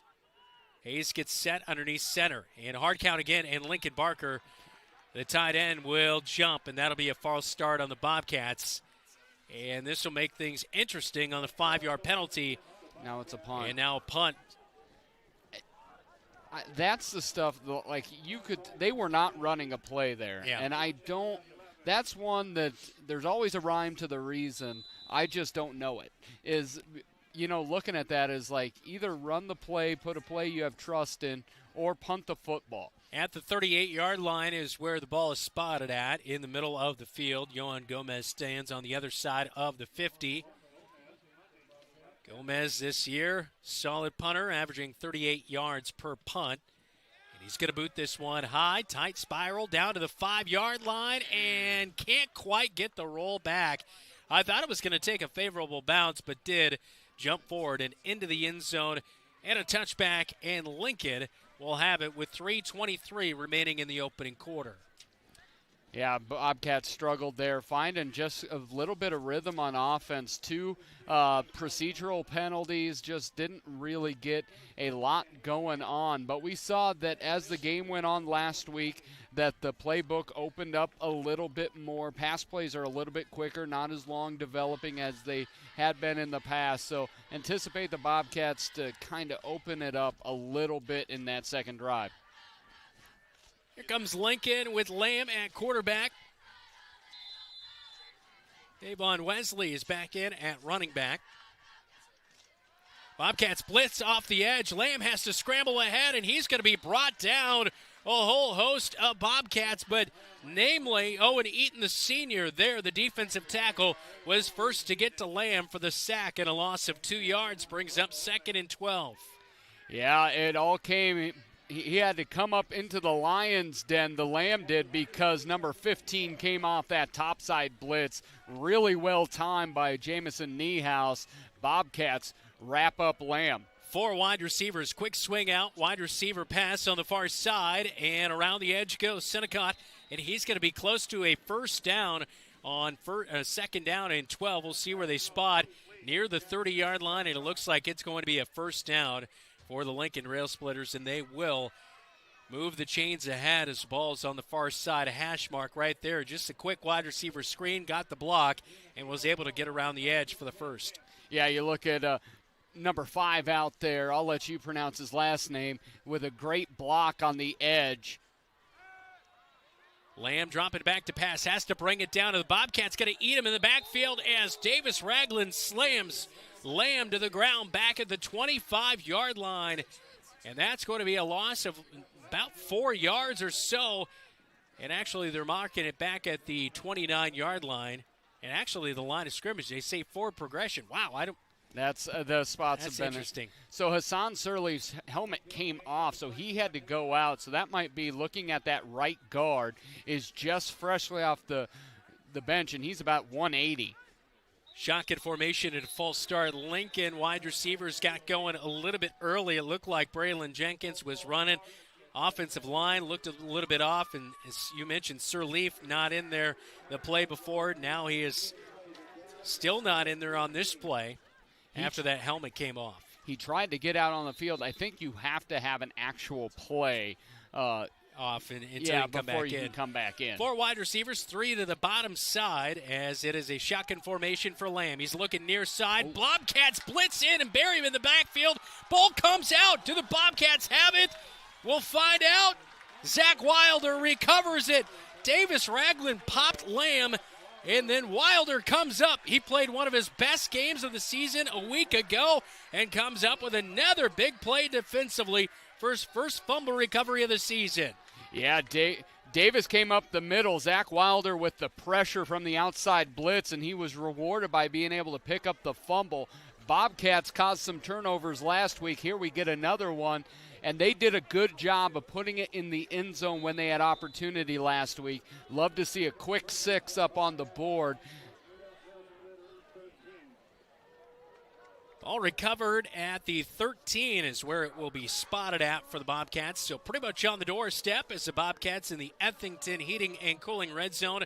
Ethington Heating and Cooling, we're not comfortable until you are. Bobcats will hand off to Ragland. He's at the 5. He's putting his shoulder down, and he'll ride into the end zone for a 13-yard touchdown run. Right after the turnover, he helped create the fumble, which Wilder came up with, and now he plows in from 13 yards out. 6, puts 6 on the board. There we go. It's 13 yards. That's a quick 6 for 6. And Coach said you have to win the turnover battle. In your pregame conversation with him right there, not only did they get the turnover, they got the touchdown. See if we can make it 7-0 here. Gorsuch to hold. Johan Gomez replacing Luis Monge, who's out injured tonight. PAT's up, and this one will get through the left side of the upright. It is 7-0. Bobcats with 2:04 first quarter on KFJB-TV. McGregor's Furniture and Mattress is your local furniture store in Marshalltown, and they are proud to support Marshalltown Bobcat Athletics. If you want to kick off football season in a new recliner, pass the bread at a beautiful new dining set, or lay up on a luxurious sectional sofa, McGregor's is the right play. Score the mattress of your dreams with an assist from their friendly and knowledgeable staff. You'll be the household MVP when you bring home the winning selections at McGregor's Furniture and Mattress, downtown Marshalltown. Open 7 days a week.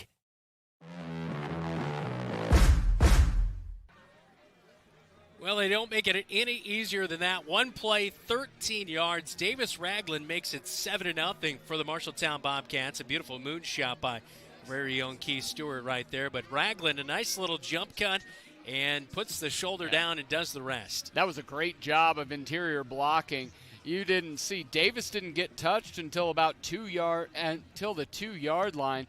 And you mentioned it just was straight ahead, little jump cut into the end zone, 6 for 6. Century 21 kickoff away. The Poly Real Estate team, new name, same amazing service now with more options. Lincoln on the return, and Zach Wilder is the first to stop the return man on the far side, and Wesley. And finally, he is brought down just shy of the 25-yard line. And that's where Lincoln will begin on their third drive of the game.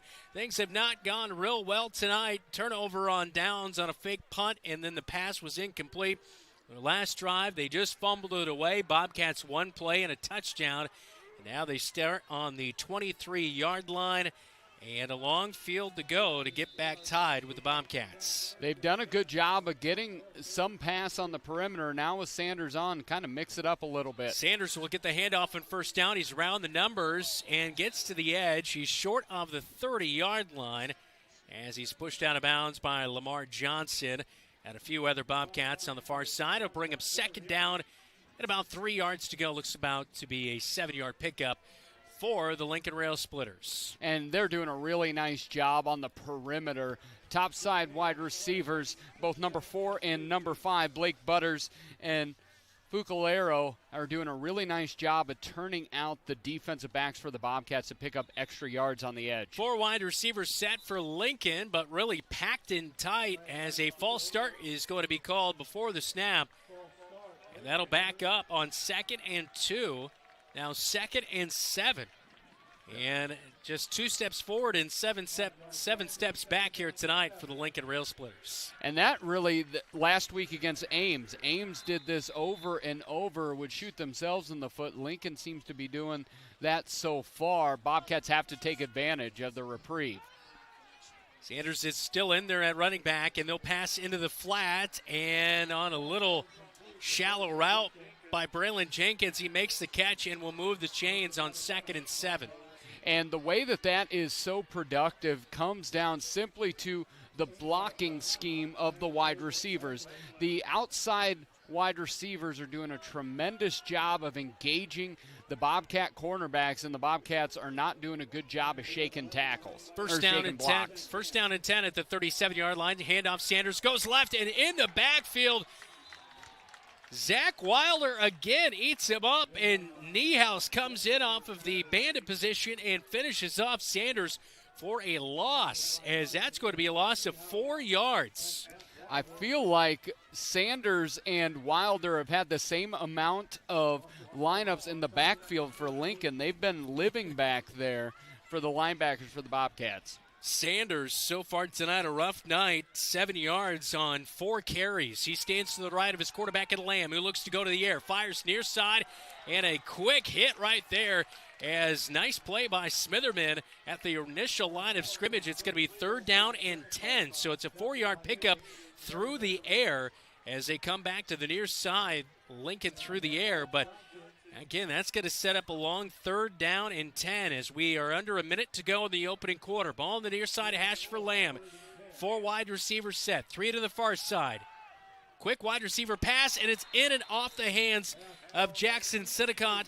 Incomplete. It was at wide receiver screen again to the far side of the field where they looked to work in a little bit of space, but he didn't bring it down. Maybe he heard footsteps, maybe looking to make a big play right there, not able to do it. It's 4th and 10. Special teams crew coming out again. And Lamb's had a couple balls dropped on him here tonight, but that was set up. I don't know if it was going to get all 10, but he definitely had some room to run. Really, I think Lincoln has to make sure that they're taking care of these small things and not having self-inflicted wounds. Carlos Joya Redondo with the punt as Kyle Smith back to return, lets it go at the 30, and this is going to roll down inside the 20. And finally picked up at the 16-yard line. Wow, that took quite the roll right there. That's one you think Kyle Smith's got to come up and make the catch right there, because that's a huge, almost about a 20-yard swing of field position. And he definitely patted. He said it's on him. That's one where if it's up in the air that much and it's not an odd angle, it's not coming at you in a weird way, you just have to catch the football. Just catch the football, fair catch, whatever you need to do. You don't need to return it, but instead it's a 20-yard loss from that point. Just 25 seconds to go in the first quarter. Bobcats leading 7-0. Last drive, one play, 13 yards, touchdown for Davis Ragland. This one's going to have to go a little bit further than that, but hopefully the same result. Starting this one at the 16 on the far side hash. Hayes underneath center. The end around comes near side as he hands off to Ethan Gorsuch, and he's back to the line of scrimmage as Lincoln read that one well off the edges, and it will bring up second down and 10. Yeah, so far the Bobcats have been pretty much in between the tackles, have not gone to either of the slot back. This is the first time they got there, as it looks like that's going to do it for the first quarter. 7-0 after one as Davis Ragland the difference with a 13-yard touchdown rush. Second quarter and a scoreboard update with Jeff Brooks on the other side on KFJB-TV. At Sports Plus Sports Medicine and Physical Therapy Center, we customize each patient's treatment plan to their individual needs. What does that mean? It means that not every back or knee problem is treated the same, and that your program will be unique and designed especially for your needs or problem. This improves how quickly you will return to work or sports. The Sports Plus staff is encouraging and takes pride in your successful recovery. This is just one more reason why champions choose Sports Plus Physical Therapy as their favorite place to rehabilitate and train.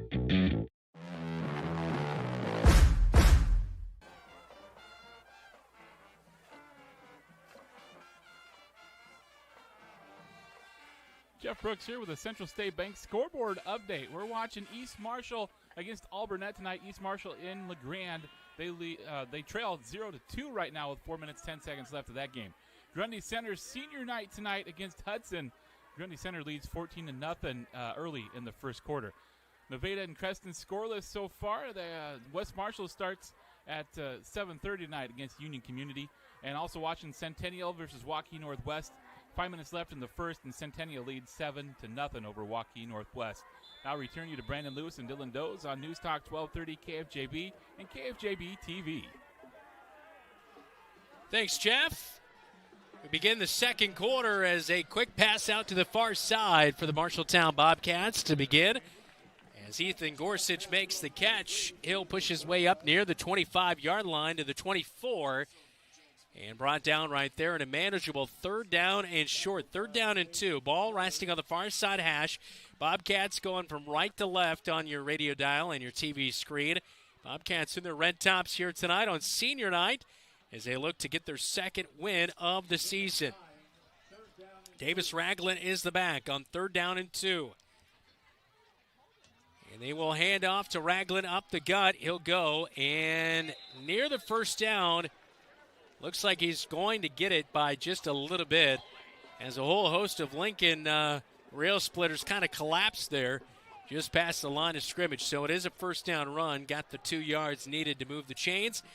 And it's 1st and 10. Ball resting at the 28-yard line.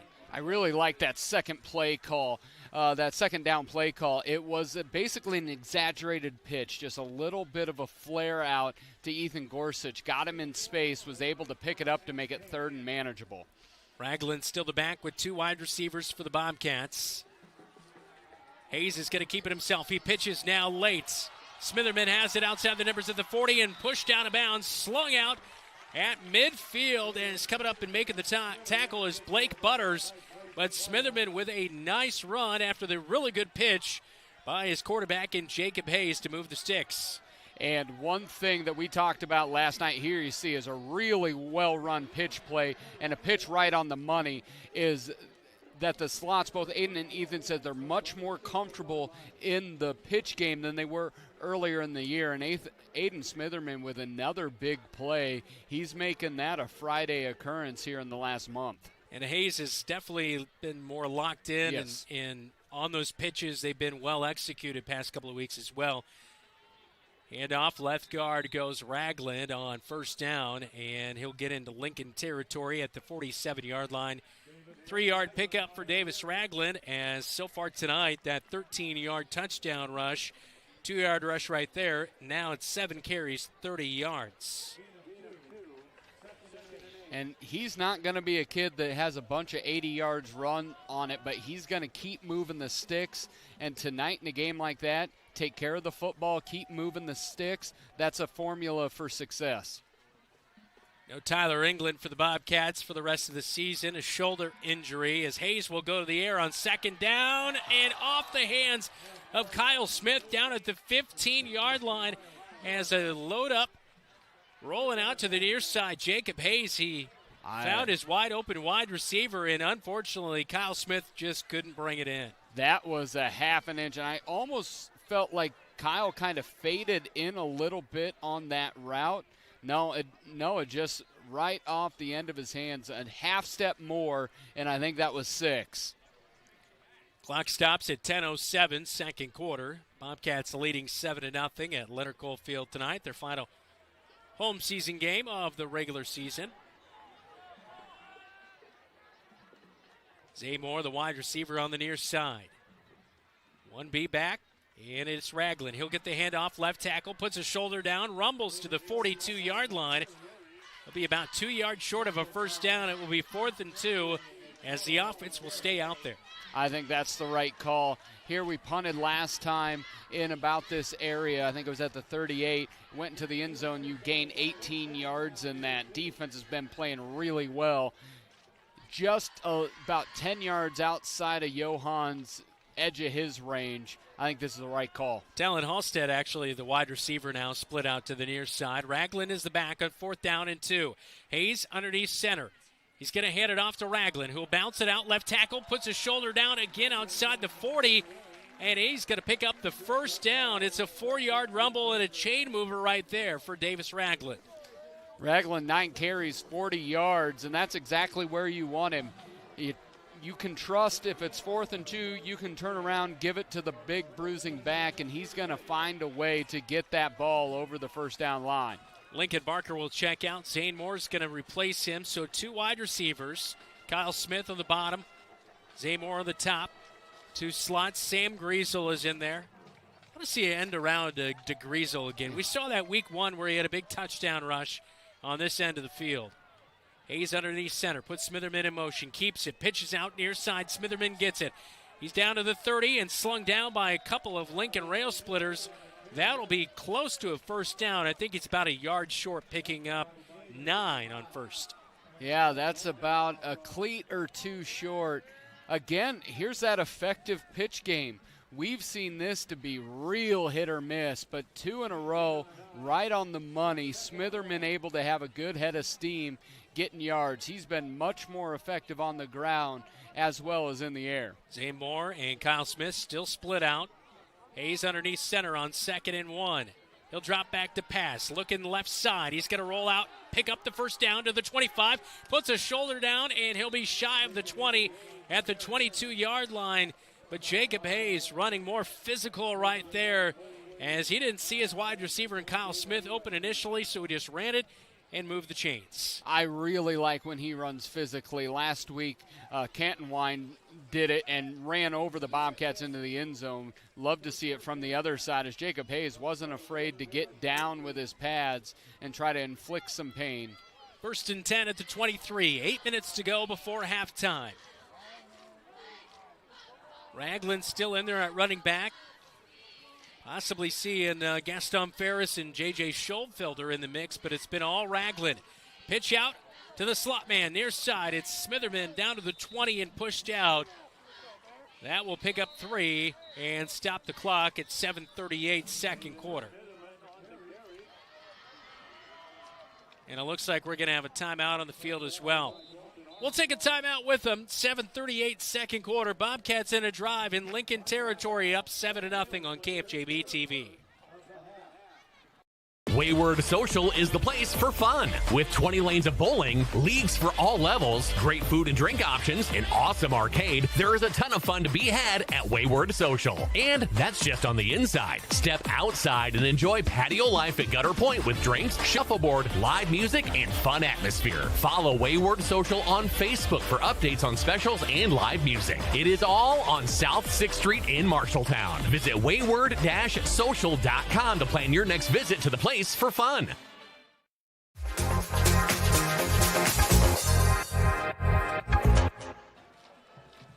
Coming up at halftime, stats, adjustments, and highlights, all brought to you by Scouting America. Back at Leonard Cole Field, second quarter, 7:38. Bobcats on a drive, second down and 8 at the 21-yard line in Lincoln territory.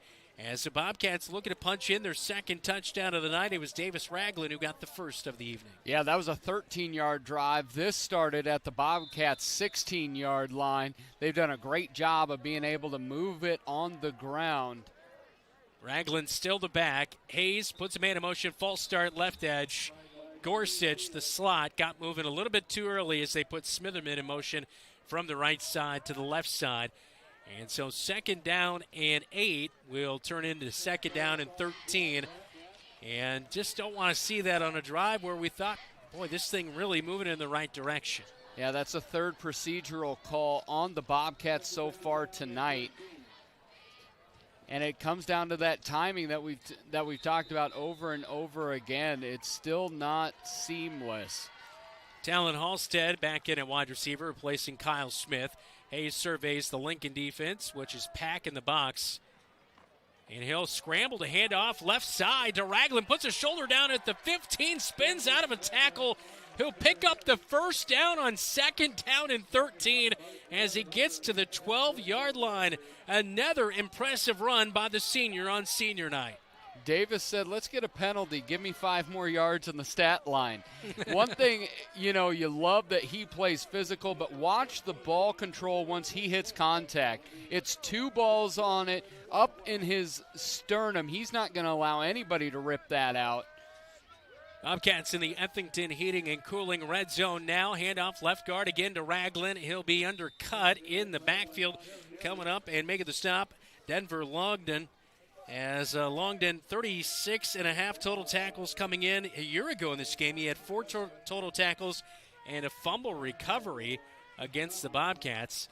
So just a 2-yard pickup right there for Ragland, second down and 8. This is a team that does not have an interception on the season, Lincoln. They have 8 sacks and 1 fumble recovery. Defense giving up 45 points per game. Bobcats trying to go up 14-0. Hayes is going to go back to pass, and he's going to be brought down well behind the line of scrimmage as a sack.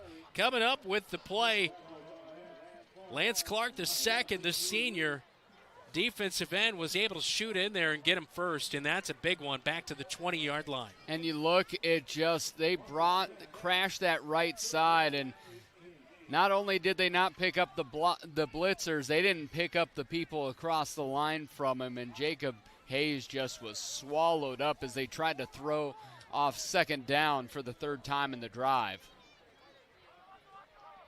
Everybody checks their wristband on the 3rd down play call from the 20.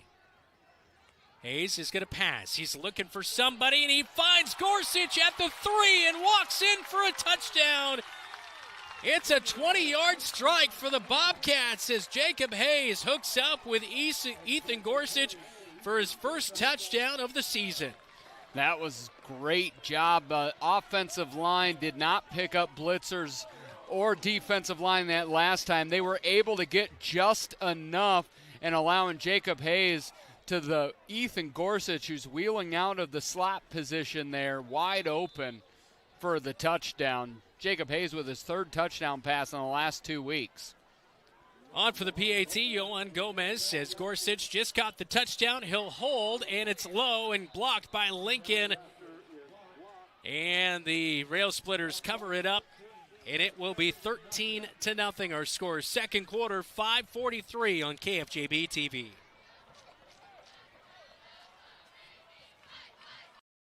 Live on stage is country. Live on stage is rock and roll. Live on stage is classical. Live on stage is jazz. One of the hottest up-and-coming acts in the country pop genre come to Marshalltown October 22nd. The Hall Sisters combine stunning harmonies with brilliant musicianship. They've performed at the Grand Ole Opry and bring their show to Marshalltown's Performing Arts Center. Tickets are $25 each or free with your Live on Stage subscription. The Hall Sisters, Tuesday, October 22nd.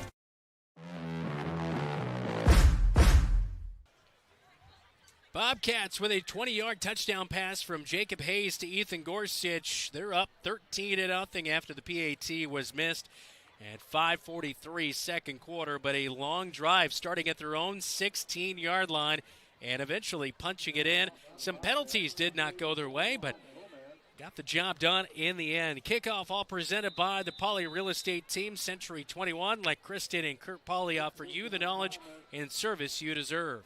Yohan Gomez with a kickoff down to the 12-yard line, return near side, and that one going to be swarmed under shy of the 25 on the return. Davon Wesley. Last week, Sioux City East, the opponent for Lincoln, and Sioux City East twice to begin the game. They kicked off to begin the game and then scored a touchdown, kicked off again. Both times they did a little pooch kickoff for about 20 yards, angled it towards the sideline, and they were able to recover it both times and take advantage of Lincoln not able to field that play call. So I thought that was maybe something we might see here tonight, but definitely not going to take that out of the playbook of Sioux City East. An injured Bobcat is down on the field. As on the play, Zach Wilder, he's had a really nice night, including a fumble recovery. Looks to be okay getting up on his own. You look at different things the Bobcats defense has done so far. They've been able to contain the running game. Lamb has been able to complete a few passes, but really nothing of substance, nothing past about that 10, 12 yards. And being able to bottle up the run game, Bobcats defense has really dictated the pace here tonight. We didn't expect to see a whole lot of Sanders here tonight, but he has got 4 carries. Barry's kid, as you alluded in your keys to the game, just 7 yards. Yeah, 4 carries, 7 yards. You'll take that every single time as Wesley's in, the bigger back is in right now. Damani Wesley, 133 rushing yards. A year ago in this game, he had 27 yards and a touchdown on the ground. He'll run right up the gut and only a pickup of 1. It's second down and 9. As we are under 5.5 minutes to go at Leonard Cole Field in our first half of action here tonight. Boy, a lot of running here tonight. This is a quick-moving first half. Yeah, there's not a lot of incomplete passes when the Railsplitters play the Bobcats. Great job by Yohan Gomez, again, having a really big impact on the game. He just filled the hole and made the tackle. For a team that spreads it out like right here, 2 wide receivers to each side, they sure run the ball a lot. A pass out into the flat to Sanders. He'll sidestep a Bobcat, get a few yards ahead as Lamb was hit as he released that one. And the big boy, Hancock, was the guy to get the pressure in Lamb's face. Sanders does pick up a few. It's going to bring up 3rd down and 6, so it's a pickup of 4 through the air. Yeah, that shows Hancock with a great pressure. Shows Sanders' elusiveness, just able to get 4. Lamb out of the shotgun, and wide receiver on the far side of the field got going quickly right there. As a false start is going to be called on the Lincoln offense. And this will back them up 5 more yards. It'll set up 3rd down and 11 with 4.5 minutes, second quarter. And this is not what Lincoln is obviously built for here tonight. This is where you wonder if Trent Simpson, head coach over there, is going, this is why we can't have nice things. It's just it's these mistakes that they're making. Trent Simpson in his first year coaching. 3 wide receivers near side. Over the middle of the field. Almost picked up by the Bobcat senior. Sam Griesel in and out of the hands. Sinnecott was the intended target over the middle of the field. It was first down yardage if he would have made the catch, but It was a little bit too low out of the hands of Lamb. It seemed too high, excuse me. It seemed like Sam was a little bit in between. Am I going for the pick? Am I going for the hit?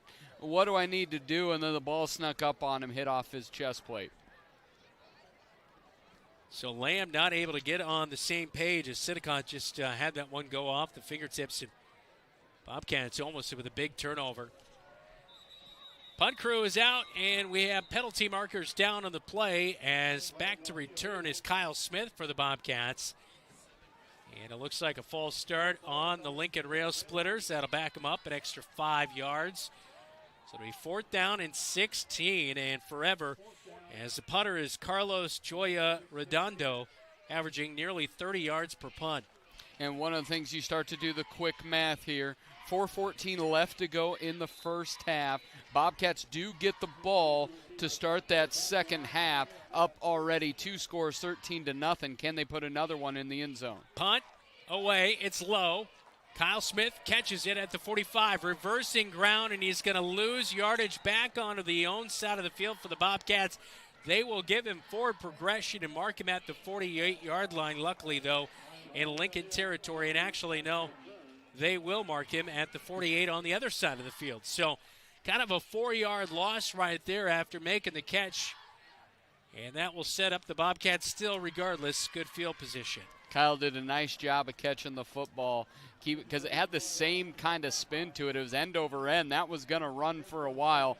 Did a nice job of getting it and then decided to go backwards anyways. Can't do that.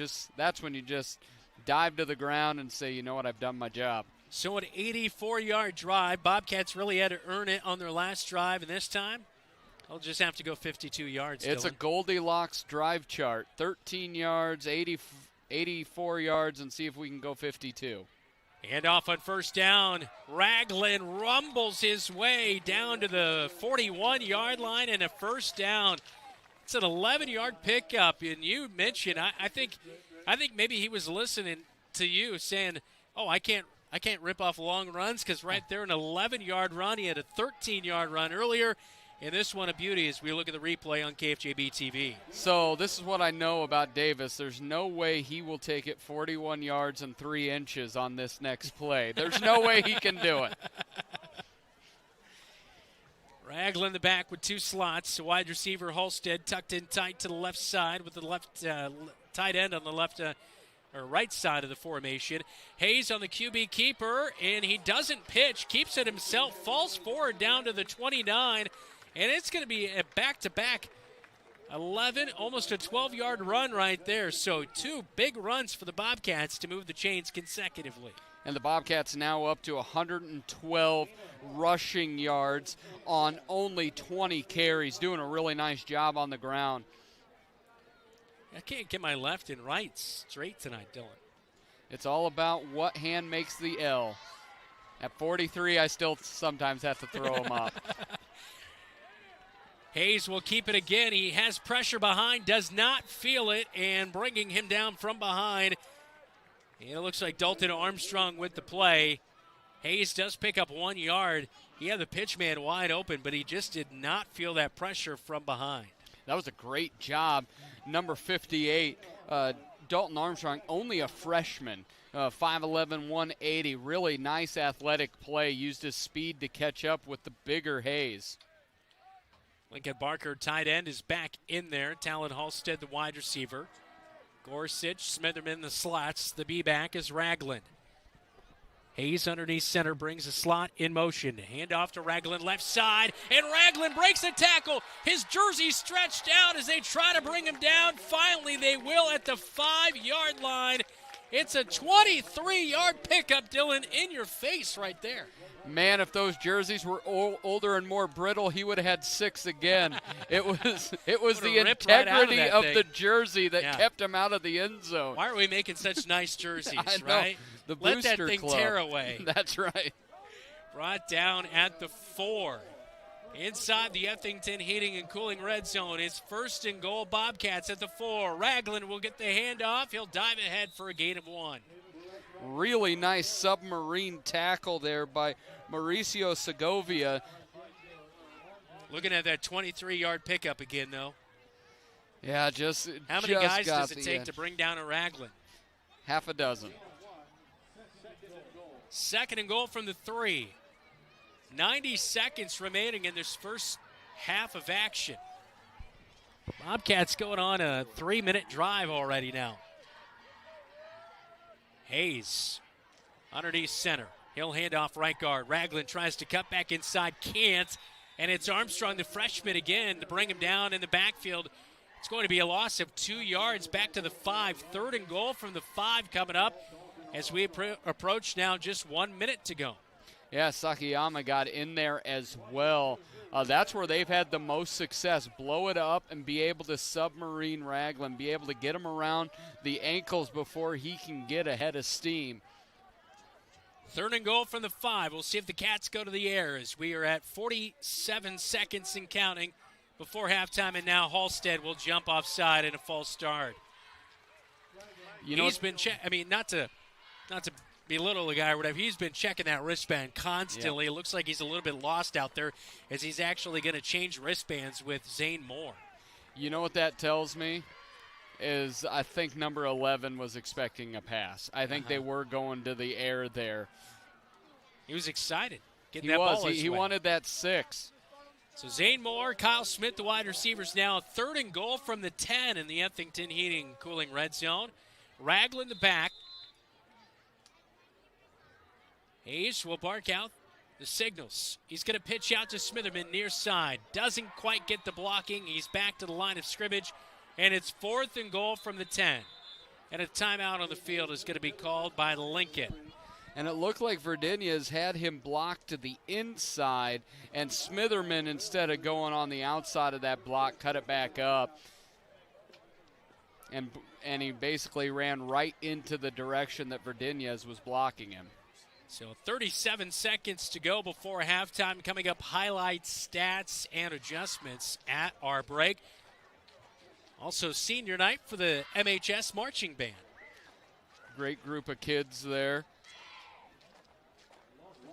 They've got their final competition tomorrow night. So Bobcats up 13-0 here deep in the second quarter. We'll see if they go for the field goal to go up 16-0 or if they're trying to strike for 6. And it looks like the offense will not be headed out there. Looks like special teams crew as Johan Gomez will be out for the field goal attempt. And they're going to spot this at the 19-yard line. So a 29-yard field goal attempt. Yeah, Johan's hit a 45-yarder in his career, so definitely has the leg for it. From the left hash, Gorsuch is on to hold.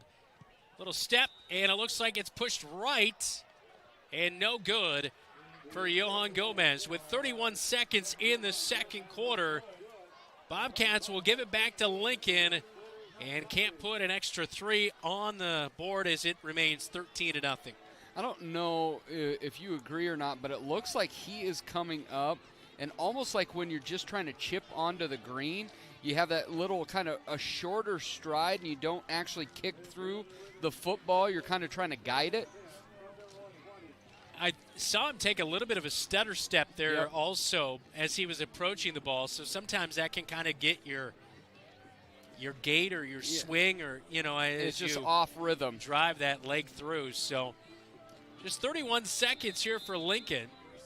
A couple years ago in this instance at home, Tate Ring with 1 second on the clock took one to the house from 50-something yards out. So yeah, Tate Ring was never know. Lincoln's worst nightmare. He had huge games against these guys. Lincoln offense out there as Sanders is the back.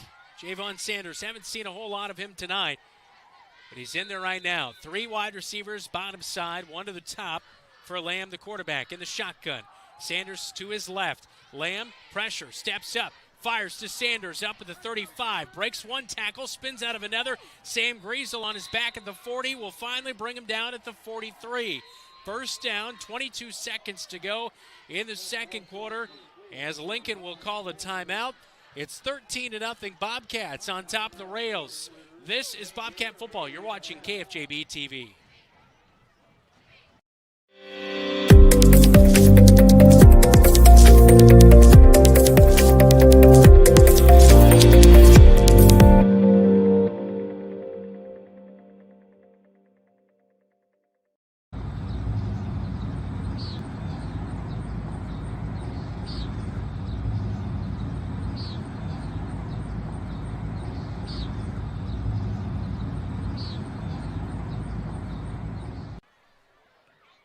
Well, the quarterback in Jackson Lamb with his biggest pass of the game. It's a 23-yarder to Sanders. Just floated it up over the linebacker and Zach Wilder, and Sanders did the rest to get up to the 43-yard line.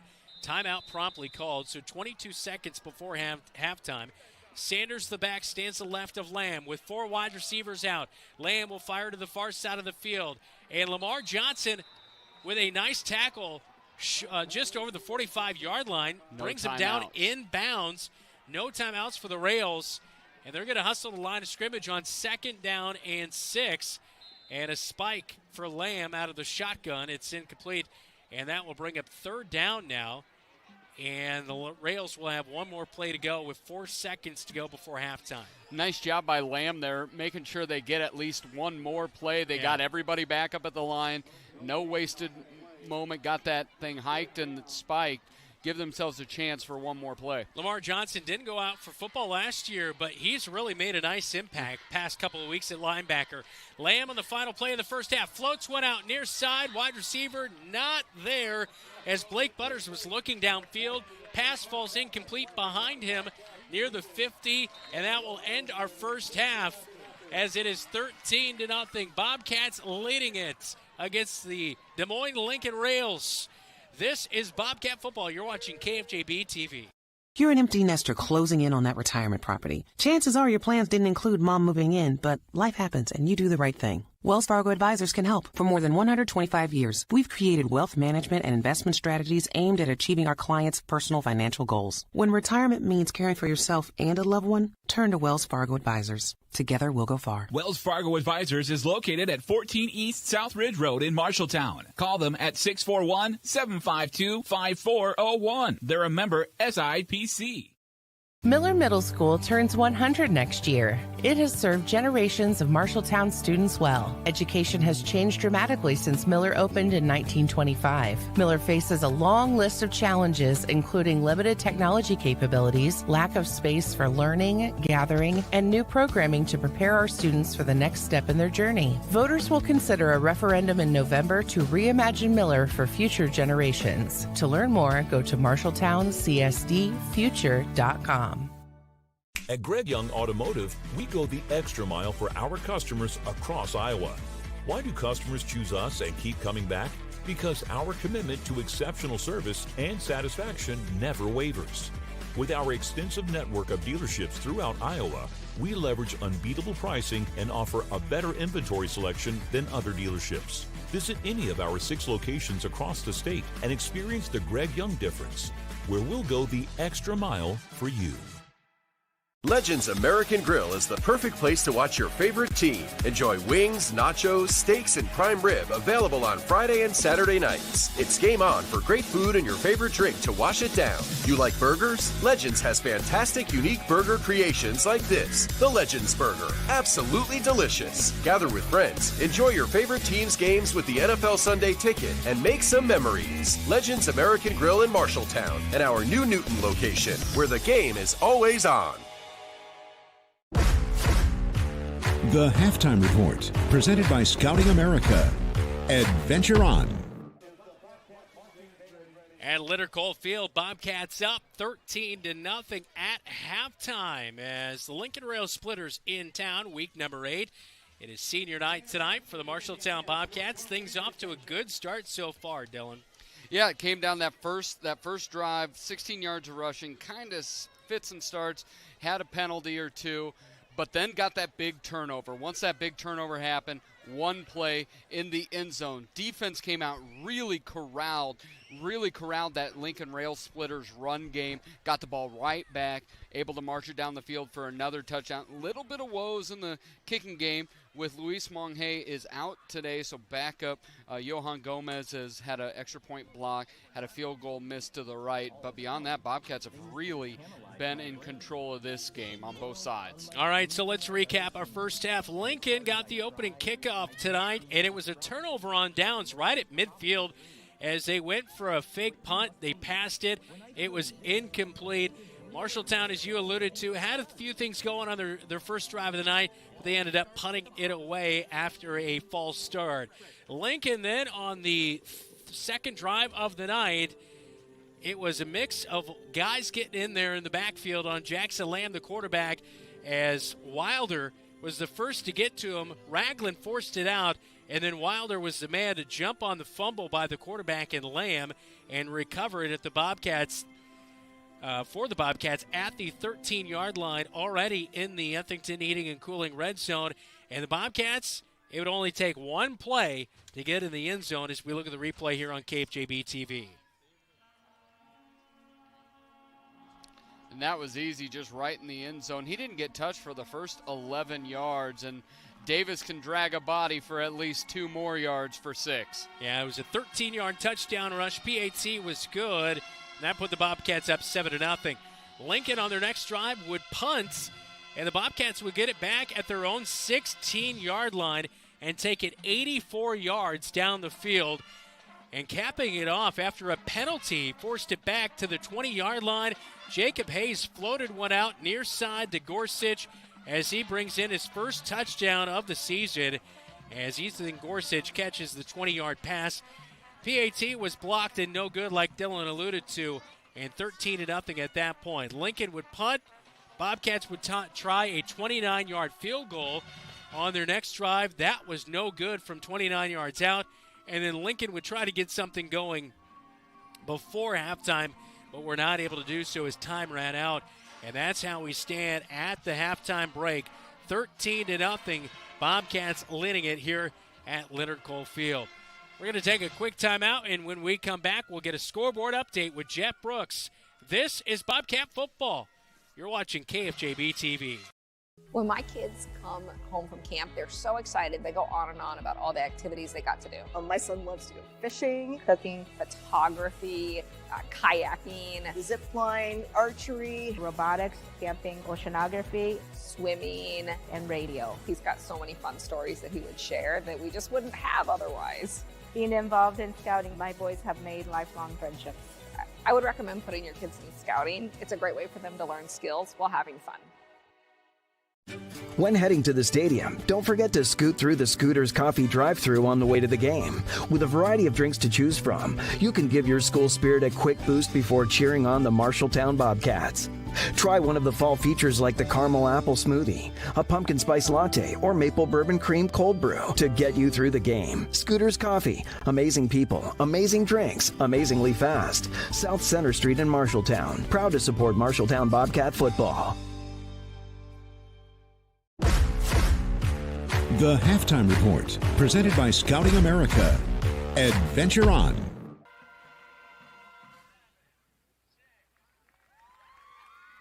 Jeff Brooks here with a Central State Bank scoreboard update. Looking for a West Marshall score, still haven't found one yet, but they're against Union Community tonight. We'll see if the 5-2 Trojans can pick up another win against Union Community. East Marshall trails Alburnett tonight in LeGrand. Alburnett up 16-0 in the middle of the second quarter. Grundy Center on their senior night leads Hudson tonight in Grundy Center 28-0. And Nevada trails Creston tonight 6-14. Centennial against Waukee Northwest at halftime. Waukee Northwest leads 10-7.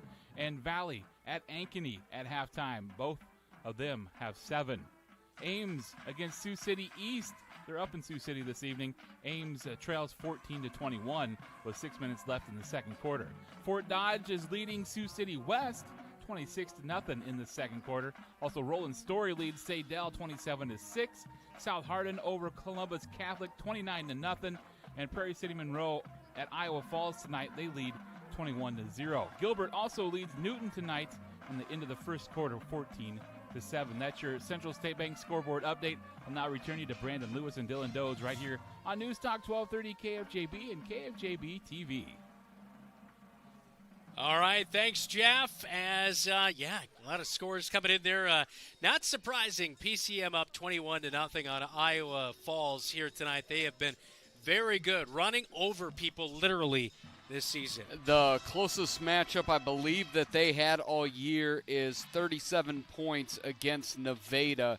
That is a bad, bad team that's willing and desiring to inflict a lot of pain on the teams they face. That is for sure. It is halftime, senior night for the band. Let's take a listen in to the MHS Marching Band.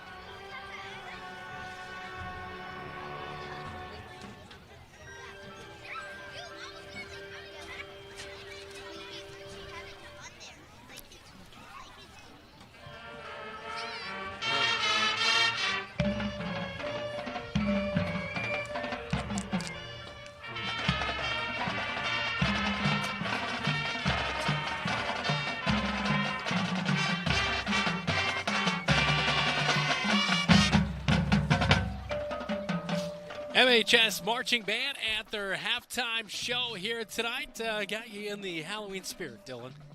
Always in the Halloween spirit. Whenever a song tells me this is Halloween, I just have to believe it. I'm going to take it at its word. Oh, look at that kid. Wow. Those beautiful stars, those star sunglasses. Are those your sunglasses from 1992? No, those things came in the mail this week. I knew something was special. That Doze kid is something else. And look at us. We're in the background. Father and son together. Let's see if we can do this.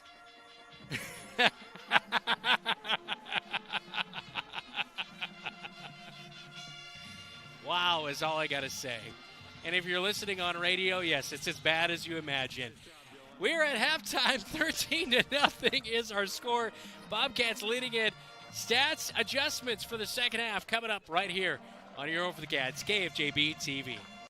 The right insurance agent can make all the difference. Assured Partners agents represent multiple insurance companies. They can pick and choose from a larger variety of outstanding insurance options. Assured Partners also handles life and health insurance and Medicare supplement coverage. With access to local, regional, and national insurance companies, Assured Partners will create policies tailored to the coverage you need. For more information, go online to assuredpartners.com/Marshalltown. Power through partnership with Assured Partners in Marshalltown, Toledo, and West Des Moines.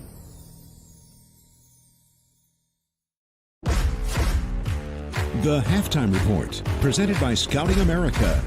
Adventure on.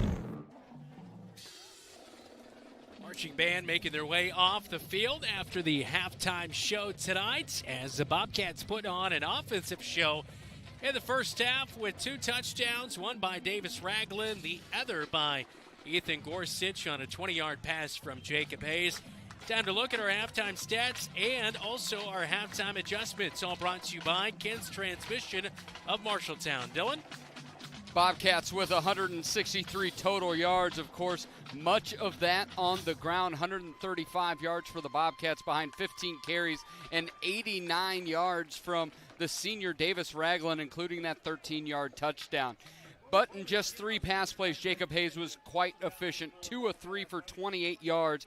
That includes both receptions to Ethan Gorsuch, including that 20-yard touchdown. But maybe even more impressive is what the Bobcats defense was able to accomplish with that Lincoln Railsplitter run game.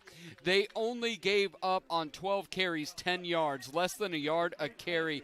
Jackson Lamb was able to throw the ball 13 times. He did have 8 completions for 73 yards. 4 of those catches were from Jackson Senecott. Really, when you look at the stats side of that, Bobcats have done everything you need them to do when it comes defensively to that run game. The one thing I would look at and worry about, they were able to get Sanders in space in that last drive. Watch out. You get Sanders in space, and it's probably not going to come from the handoff. It's going to come from the flare out in the flat, some pass, short pass to him. Yeah. Bobcats linebackers have to be watching that, much like they have been, but you can't let your guard down. And then we got to stop shooting ourselves in the foot with those offensive procedural penalties. Yeah, that is for sure. And it's been the fumbling, which has been the bugaboo past couple of weeks, and now it's the penalties. I'll take 5 yards versus a possession, but if I had my druthers, I'd choose neither. Yeah, that is for sure. That is our halftime stats and adjustments, all presented by Ken's Transmission, your family-owned transmission experts. It is senior night for the MHS Marching Band, as let's take a listen in at the senior night recognition.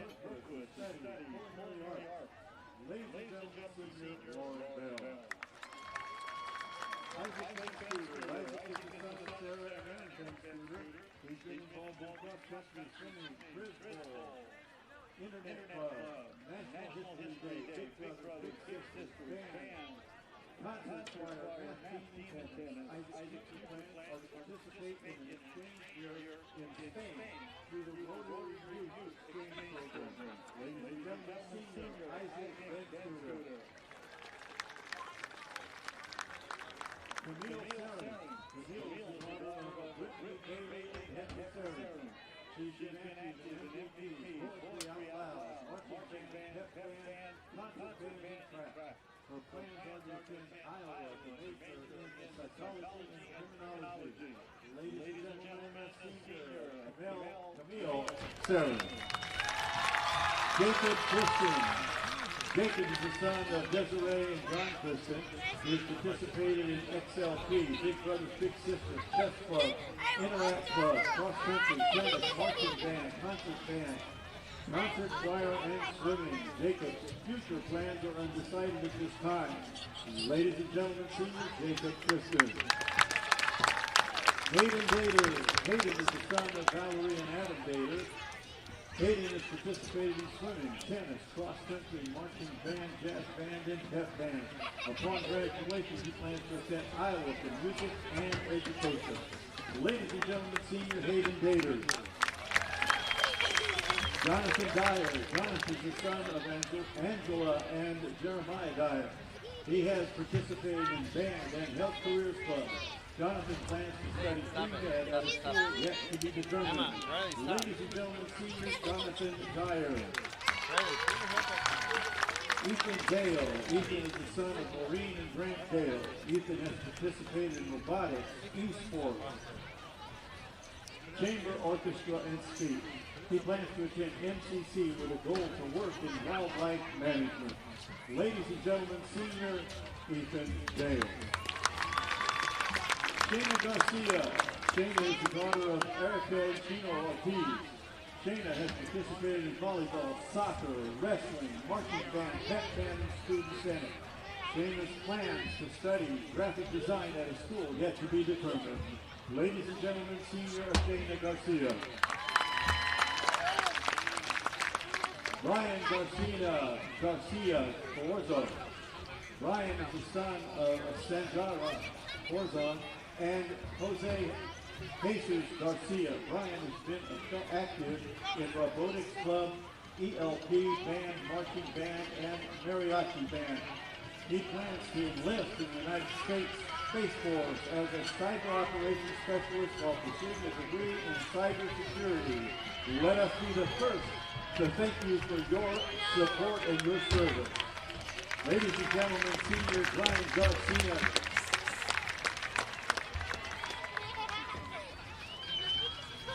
Citlali Gonzalez. Well, again, a long list of seniors being honored on senior night for the MHS band. As it is halftime, Bobcats leading at 13-0. Both teams making their way back onto the field. We'll get you set to go for the second half coming up. This is Bobcat football. You're watching KFJB-TV. Have you ever seen what it takes to fix a transmission? It takes a lot of patience, a lot of experience, and a whole lot of talent. At Ken's Transmission, they have all the above. Family owned and operated with over 62 years of experience in all areas of transmission, keeping your vehicle shifting smoothly and routine maintenance, repair, and replacement, including automatic and manual. For reputable service you can trust, Ken's Transmission. Ken's Transmission at 306 East Ensign Street in Marshalltown is a proud sponsor of the Marshalltown Bobcats. Bobcat Athletics on KFJB-TV is sponsored by Assured Partners, power through partnership. Greg Young Chevrolet of Marshalltown. Drive with Greg Young and experience top auto service and selection. And Lennox Employees Credit Union, LennoxECU.com.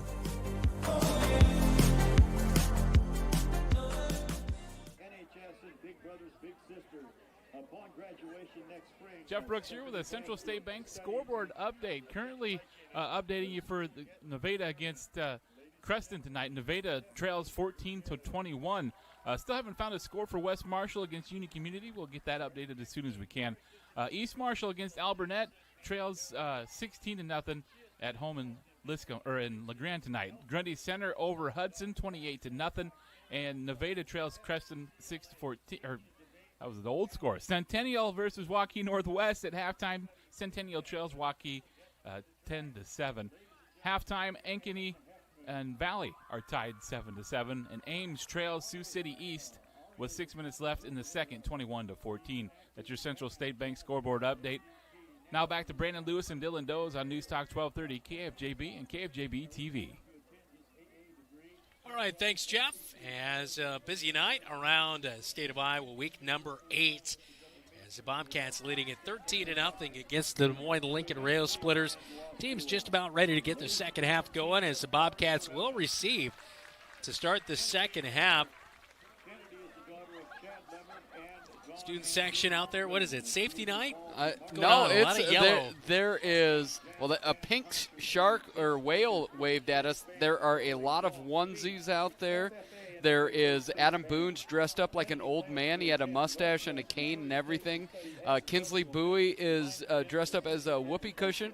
How do I know the last two? Because they called us out and said, get us on the camera when I was coming up here. So a lot of great costumes. That's a mustard costume, I think. Yeah. And then there's a lot of, I saw, gosh darn it, can't remember his saw first Adam name. Boone. He was an old man. Yes, and then Daters, I can't remember his first name. The senior was just out there. He was Pee Wee Herman, which I thought was fantastic. There's just a lot going on. Harry Potter There's a lot of kids not dressed up as something, which is also disappointing. Well, and he, kid in the glasses right there is Larry Bird. He's got the Larry Bird jersey on. Yeah, there's a lot of people showing a lot of creativity, which you can't. And there's safety right there. There's a couple people in safety gear. Well, whenever you have a large group of people, we got a minion in there. It looks like you always need a safety monitor. That's true. You know, it's kind of like in manufacturing. You got to have a couple people making sure people are following rules. It's been X amount of days since our last. Well, we have the Scream mask, or it may just be the Grim Reaper themselves, which is always haunting at the Halloween time. Yeah, that's true. What are you going as this year for Halloween? I am going to Oklahoma on a plane trip. For Halloween, so nothing for me.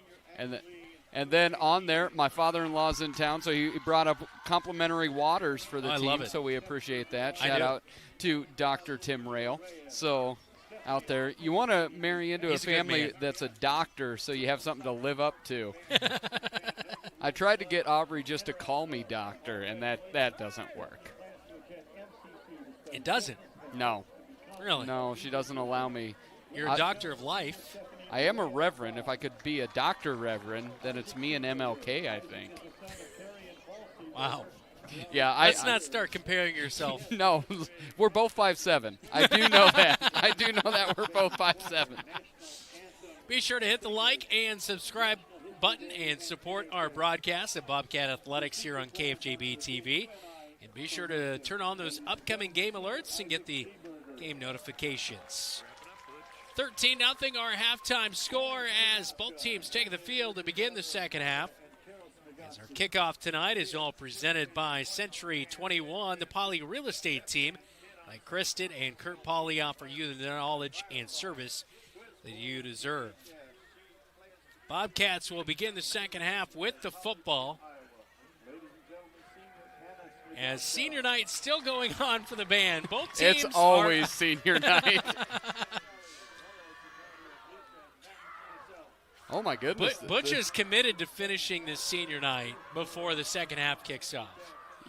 Officials are like, we'll go, you continue. I do have a real question for you. Do you think we have been to more Ames senior nights or Marshalltown senior nights? Ames. Yes, I think that's true. We're going, but the senior night is still going as well. Carlos Joya Redondo is on to kick it away as Sam Griesel, Aiden Smitherman back to return for the. This is a first ever, folks. This is a first ever. We're going on senior night.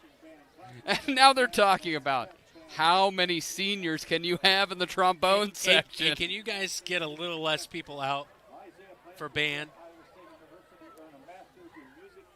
I don't think band wants to hear that, though. No, and as no, we're going for it. Why not? Hey, you know, like the NBA, they're always playing music in the middle of the game. What's the difference here? I don't know. Kickoff down to the 10-yard line as it looked like we had. I'm sure Lincoln is opposing. They're like, why are we going? Everything's going. Let's just wait.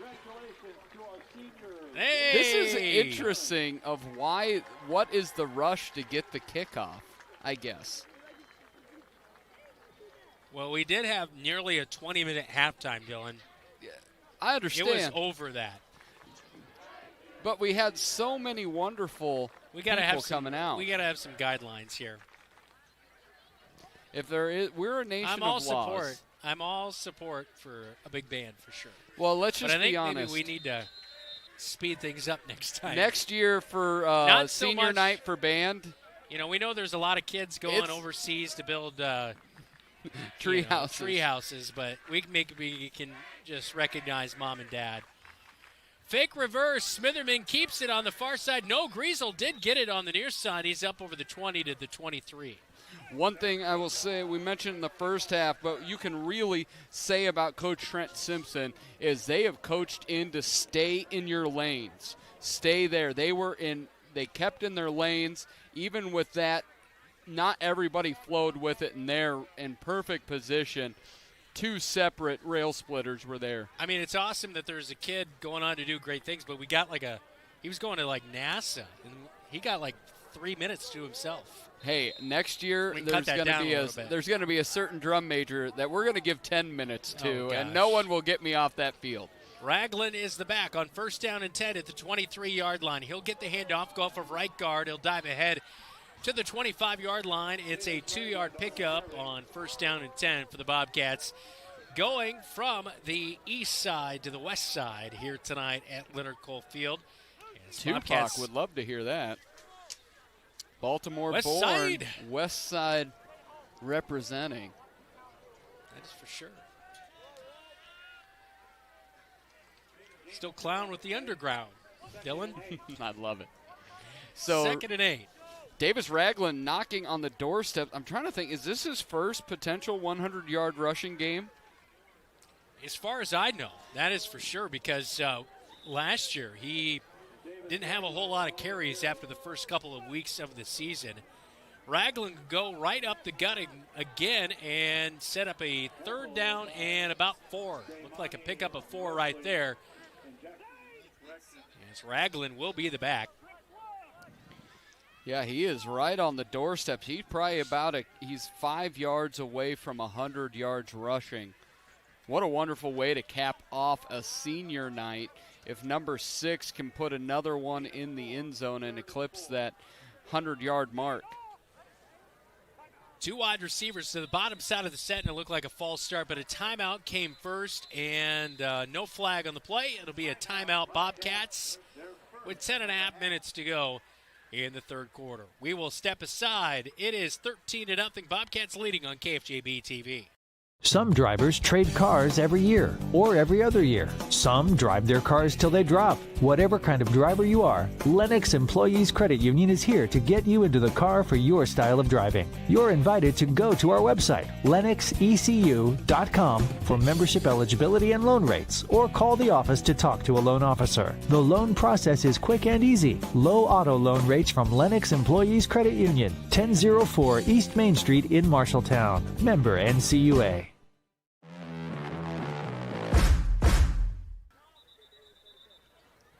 13-0, just 90 seconds out of halftime, and the Bobcats had to use their first timeout. Yeah, you could see number 2, the far slot, just had his hands up, was not certain what was going on.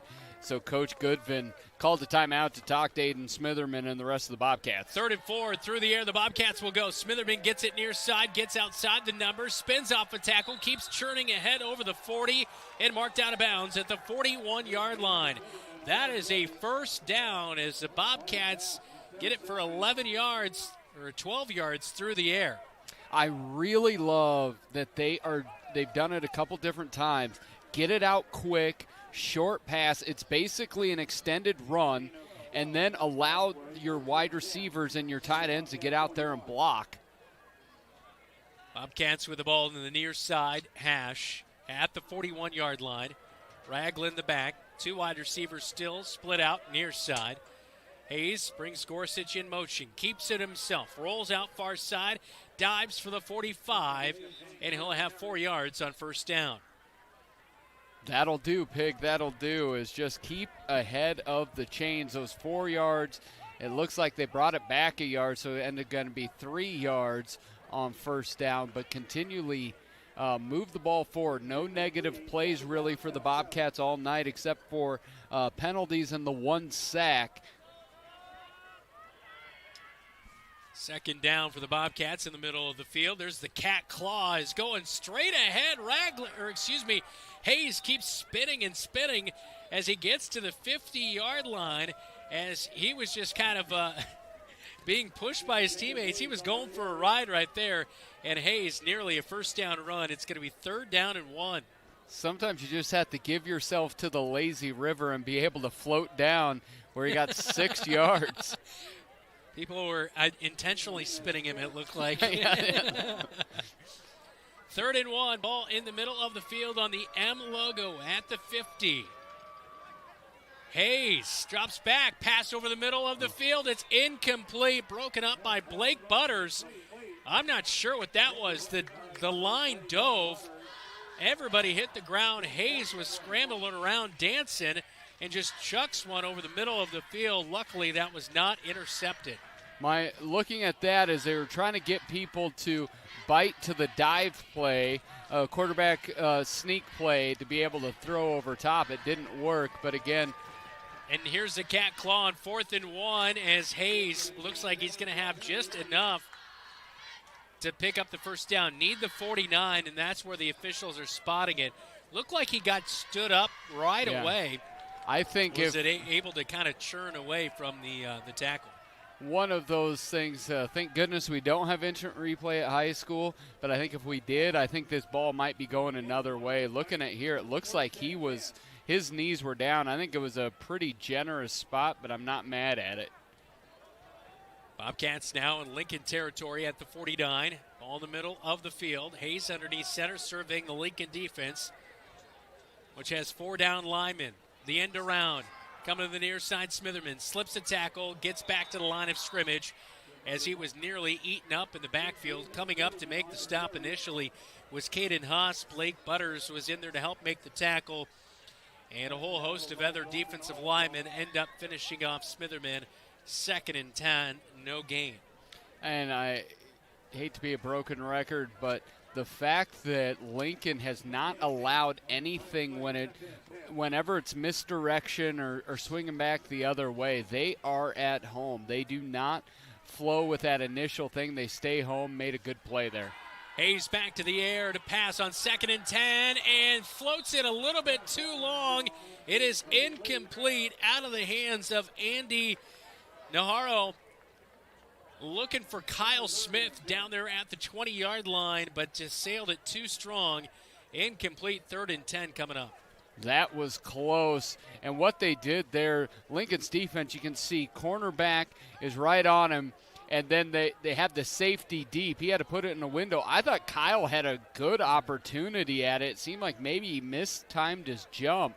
It was a pretty good ball. They've been just a hair breadth away from 2 big pickups between Smith and Hayes. Would have been Lincoln's first interception of the season. Quick pass near side. Nice cut by Kyle Smith, and he'll pick up the first down. He's at the 43 and drugged down. An 11-yard pickup. That will move the sticks. Just a quick little swing pass to the near side wide receiver. Kyle Smith sidestepped a defender at the 45 and was able to pick up the first down. I really like they've done a nice job, and they're flowing right, throwback left, and a nice job of the Bobcats. You see Owen Eaton out there looking to hit somebody. Kyle Smith, one break, one little cut, and made it. Hayes will hand off. He'll pull it out of the belly of Ragland. Pitches out far side to Gorsuch. Gorsuch is slammed to the turf at the hashes at the 30 on the far side. They'll mark him a yard short of that at the 31-yard line, so a good pickup on first down. After that last pass by Jacob Hayes, 51 yards through the air. This is a team that averages 55 a game, so having a good game through the air as we look at the replay on KFJB-TV. Great catch by Ethan, because that was high up on that shoulder pad. Not an easy catch. Great job by number 3, the senior. 2nd down and 3 to go for the Bobcats. Hayes back to the air again, looking over the middle of the field. The ball is popped out. Bobcats do cover it up. Luckily, getting back there on the ball, it's Gorsuch, but he had Zane Moore streaking right down the middle of the field for a huge play potentially, but the defense got there first, and the Bobcats get lucky to not turn it over. It is a loss on the play. That's on Jacob. Bink, bink, bink. That's got to be gone. that final thing where he's waiting, you got to get the football. If you're hopping up and down, if you're on your third hop, you've been hopping too long, and he got strip sacked. Lucky that the Bobcats fell on it. Looks like we have a timeout on the field taken by the Lincoln Railsplitters. Stops the clock at 6:47, third quarter. 13-0. Bobcats are leading. And here to begin the second half, Bobcats, getting the kickoff to begin the second half, taking the ball down from the 23-yard line. But no drive has looked smooth here tonight, aside from the one rush for 13-yard touchdown. Yeah, that was quick and painless. Others, there's been a little bit of start and stop to it. But over 5 minutes on this drive, if they can pick up another one reminiscent of that Ames drive in the third quarter where they came out 6-minute-plus drive and kind of put the game to bed, put it outside of reach, and that would be the same thing here tonight. If they can get another 6 on the board, that makes it 3 scores. After the fumble, it brings up third down and 7 yards to go. Loss of about 3 yards. Fake the handoff to Ragland. Hayes keeps it himself, pitches it late when his knee was down on the turf. He's right at the marker for a first down. Looks like maybe about a yard short is the spot coming in here for 4th and 1. Ball is at the 29, and they need about the 28.5 to pick up a first down. And I think it was his elbow, not the ball. I thought he pitched it too, but if he would have pitched it right here, he might have been gone. Smitherman might have been gone. Hayes underneath center, 2 wide receivers. Zane Moore to the far side, Kyle Smith near side, and it's the cat claw right up the middle, and a first down on 4th and 1 as Hayes stays low and picks up a couple of yards to pick up the first down as we'll see the clock tick towards 6 minutes by the time the next snap comes. You know what they say, the cat claw scratches where it itches. That's what they say. Never heard that before, Dylan. I just came up with it. You might need to spend a little more time before next week. No, I'm going with it. You just have to hear it more. If you hear it a lot, I think then you'll come around. I think if we hear it more, we're just going to all get annoyed. 1st and 10 at the 27-yard line. Under 6 minutes to go. Hayes on the keeper, far side. He had a man out there to pitch it to in Gorsuch, but he is gobbled up for a loss of 1. 2nd and 11. And it's coming up with a stop. We talked about him a few times. Dalton Armstrong, number 58, the freshman. He's been all around the ball here tonight. You look at that. That's not a big bunch, but they've been an active bunch. I think the Bobcats got 2 scores quickly, but it's not. Lincoln has not beat themselves on the defensive side of the ball. They're giving up some size, giving up some experience, but otherwise I thought they've been really game here so far tonight. They've been playing with 4, maybe even 5 down linemen at times. Hayes to the air on 2nd down and 11. Caught on the far side by Zane Moore at the 20 and spun down. So that'll be a nice gain to make a manageable 3rd down coming up. As Zane Moore, not a ton of catches this year coming in. He does have a touchdown reception back in week number 3 at Davenport North. 4 receptions, 38 yards coming in with that 1 touchdown. One of the things you see with England being injured, Xavier Anderson out for the year, and only Davis Ragland really getting touches, they're using the pass almost like a change-up back, giving Davis a little bit of a breather from running the rock. They're utilizing the pass more this week. 3rd down and 3 for the Cats. Handoff Ragland blown up in the backfield, and 4th down is coming up. It's a 2-yard loss for Ragland. Getting in the backfield, Daniel Sakiyama, 3.5 sacks, 22 total tackles. He's one of their better defensive lineman playmakers, and he was all over that Ragland run right there. And Jonathan Schaefer and Hancock have struggled at points here tonight as they overload that right side. They have not been able to push them back. 4th and 6, Bobcat offense is staying out as Johan Gomez earlier missed a 29-yard field goal attempt. This one would be probably more along the range of about a 41 or 42-yarder. And they're calling a timeout because I don't think Coach Goodvin's quite sold on what he wants to do here. Yohan Gomez did make, I believe, a 45 or 46-yarder last year, so it is within the realm of possibility. 3:35, third quarter. Bobcats take a timeout. We'll take one with them. This is Bobcat football on KFJB-TV. Live on stage is country. Live on stage is rock and roll. Live on stage is classical. Live on stage is jazz. One of the hottest up-and-coming acts in the country pop genre come to Marshalltown October 22nd. The Hall Sisters combine stunning harmonies with brilliant musicianship. They've performed at the Grand Ole Opry and bring their show to Marshalltown's Performing Arts Center. Tickets are $25 each or free with your Live on Stage subscription. The Hall Sisters, Tuesday, October 22nd. 3:35 to go, third quarter. Bobcats owning this whole third quarter. This is one possession in the second half. 4th down and 6, though. Hayes pitches out near side. No, he pitches it to the far side. He faked the pitch and then goes to the far side of the field. Ball falls down, incomplete. Turnover on downs. Long drive. They take about 9 minutes off the clock, and they come up empty. And the Bobcats really, as Lincoln has just been bringing the house on that. Anything that had an extra beat to it was going to be dead in the water. And Jacob Hayes got hit a lot in that drive. But the Bobcats do cut off over 8 minutes on the clock there. So you're looking at just trying to ice this one away. That's the positive. Negative is they come out with no points. So 8.5-minute drive comes up empty. Sanders handoff right up the gut. He'll keep the legs churning, and boom, shot out of the cannon right there. Gets up to the 40-yard line. It is a 17-yard pickup, just like that. We haven't seen a whole lot of Sanders here tonight, but that was an effective run. They're going to get to the line of scrimmage quickly. Lamb back to pass. He'll float it over to the 45-yard line on the far side of the field. That'll be a 5-yard pickup quickly as he picks it up to Jackson Sinicott, his favorite target here tonight. Yeah, that's his 5th reception. I really like on that second play, get a 17-yard rush, then go with tempo. Get another quick 5 yards out of it, and then go back into your normal rhythm.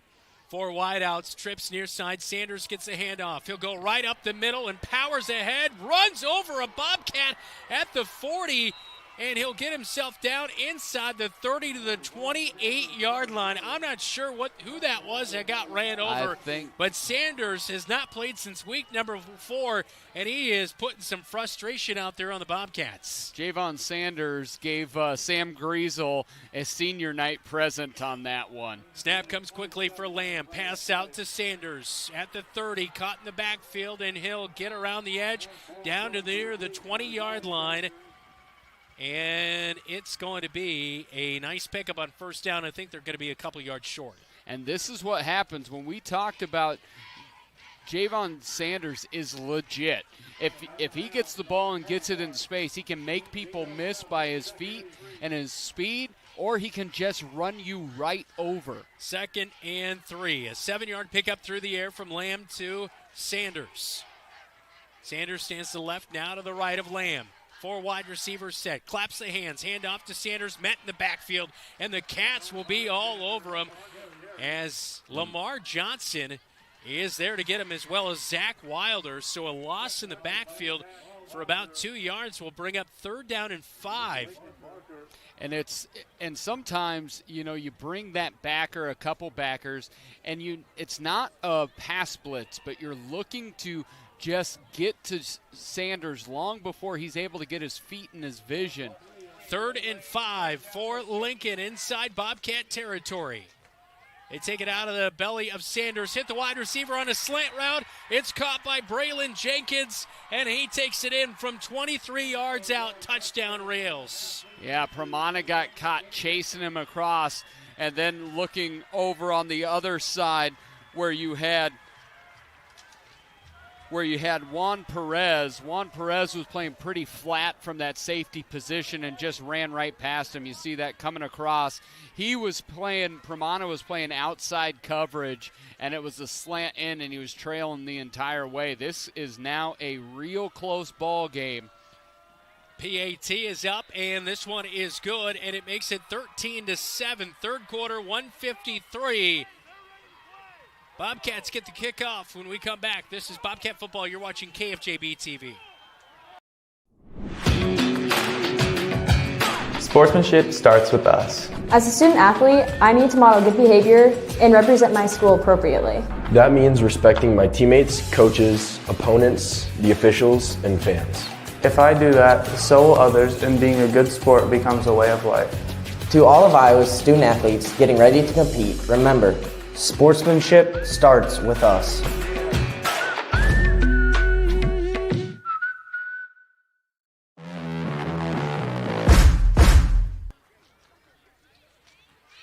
Well, things getting interesting late here. 13-7, 153, third quarter. Bobcats took 8.5 minutes off the clock. Meanwhile, Lincoln responds after a turnover on downs with just a 2-minute drive. They go immediately down the field, and it's Lamb hitting Braylon Jenkins for a 23-yard touchdown pass. In the mix there, Javon Sanders with a really nice 20-plus yard run to help aid the Rails on that drive. Kickoff tonight presented by Century 21, Marshalltown's #1 home team, the polyrealestateteam.com. Kickoff away, and this one a good one, down to the 9-yard line.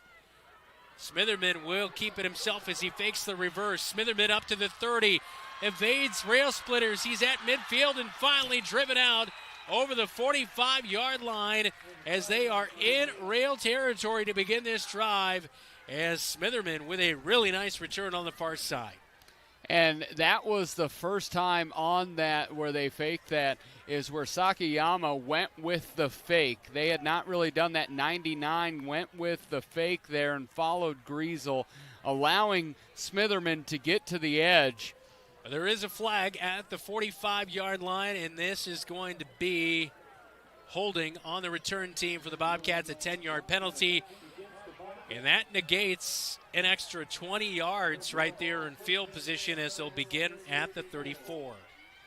Yeah, it's not the worst field position, but it could have been a whole lot better. Bobcats, it really feels like right now we need a drive that ends in a touchdown. Anytime, I never feel comfortable when you have the best player on the field have the opportunity in one moment can take the lead. Bobcats, I'd say overall, I think have more talent overall, but Javon Sanders is the best player on this football field here tonight. Ragland the back for the Bobcats with two wide receivers out. He'll take the handoff right up the gut, and there is a dominating run as he'll fall ahead up to the 40. So you like to see that, a response of a 6-yard run for the Bobcats, 2nd and 4 coming up. And you look here at Davis Ragland, the senior, is knocking on the doorstep. Couldn't be any closer without hitting it. He's at 99 yards on 18 carries here tonight. He's underneath center. Puts a man in motion. Hands off to Ragland, and we might have a timeout before the play. Or there is a flag down on the far side of the field. I see it down. And a false start penalty. So that's number 5. That'll back it back up to 2nd down and 9. Yeah, this is the little things, and now this is an opportunity where your stomach doesn't feel real great. Miss an extra point, miss a field goal, then give up. You have an 8.5-minute drive that results in no points. Now the Bobcats has gotten really, really tight. Hayes on 2nd down and 9, brings Gorsuch in motion, hands off to Ragland up the gut over the 40 to the 41-yard line. So he gets back that penalty yardage as the Bobcats will run one more play here in the third quarter, leading 13-7. And he just eclipsed the 100-yard mark there at 104 yards on those 19 carries. But bigger than that is this 3rd and 3. It's all about these 9 feet in front of us. Can the Bobcats pick it up before we hit the fourth quarter? On the far side hash for the Bobcats. Hayes keeps it himself as he pulled it out of the belly of Ragland, and he'll be a yard short. It's going to be 4th down and 1 coming up. And that will be the last play of the third quarter. Bobcats dominated time of possession, but the Rails dominate the scoreboard in that third quarter. as they're back within one score. It's 13-7. Bobcats with a football and a pivotal fourth down when we come back. Scoreboard update with Jeff Brooks on the way. This is Bobcat football. You're watching KFJB-TV.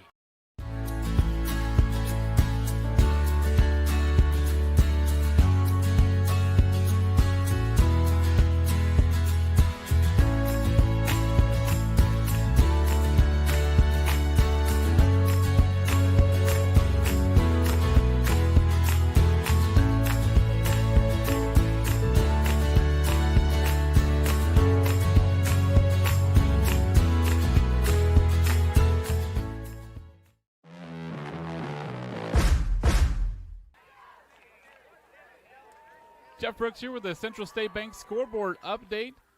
Looking at West Marshall against the Union Community tonight. At halftime, they are tied with nothing. Grundy Center at home tonight against Hudson. Grundy Center 35, Hudson 0. Nevada against Creston tonight, 21.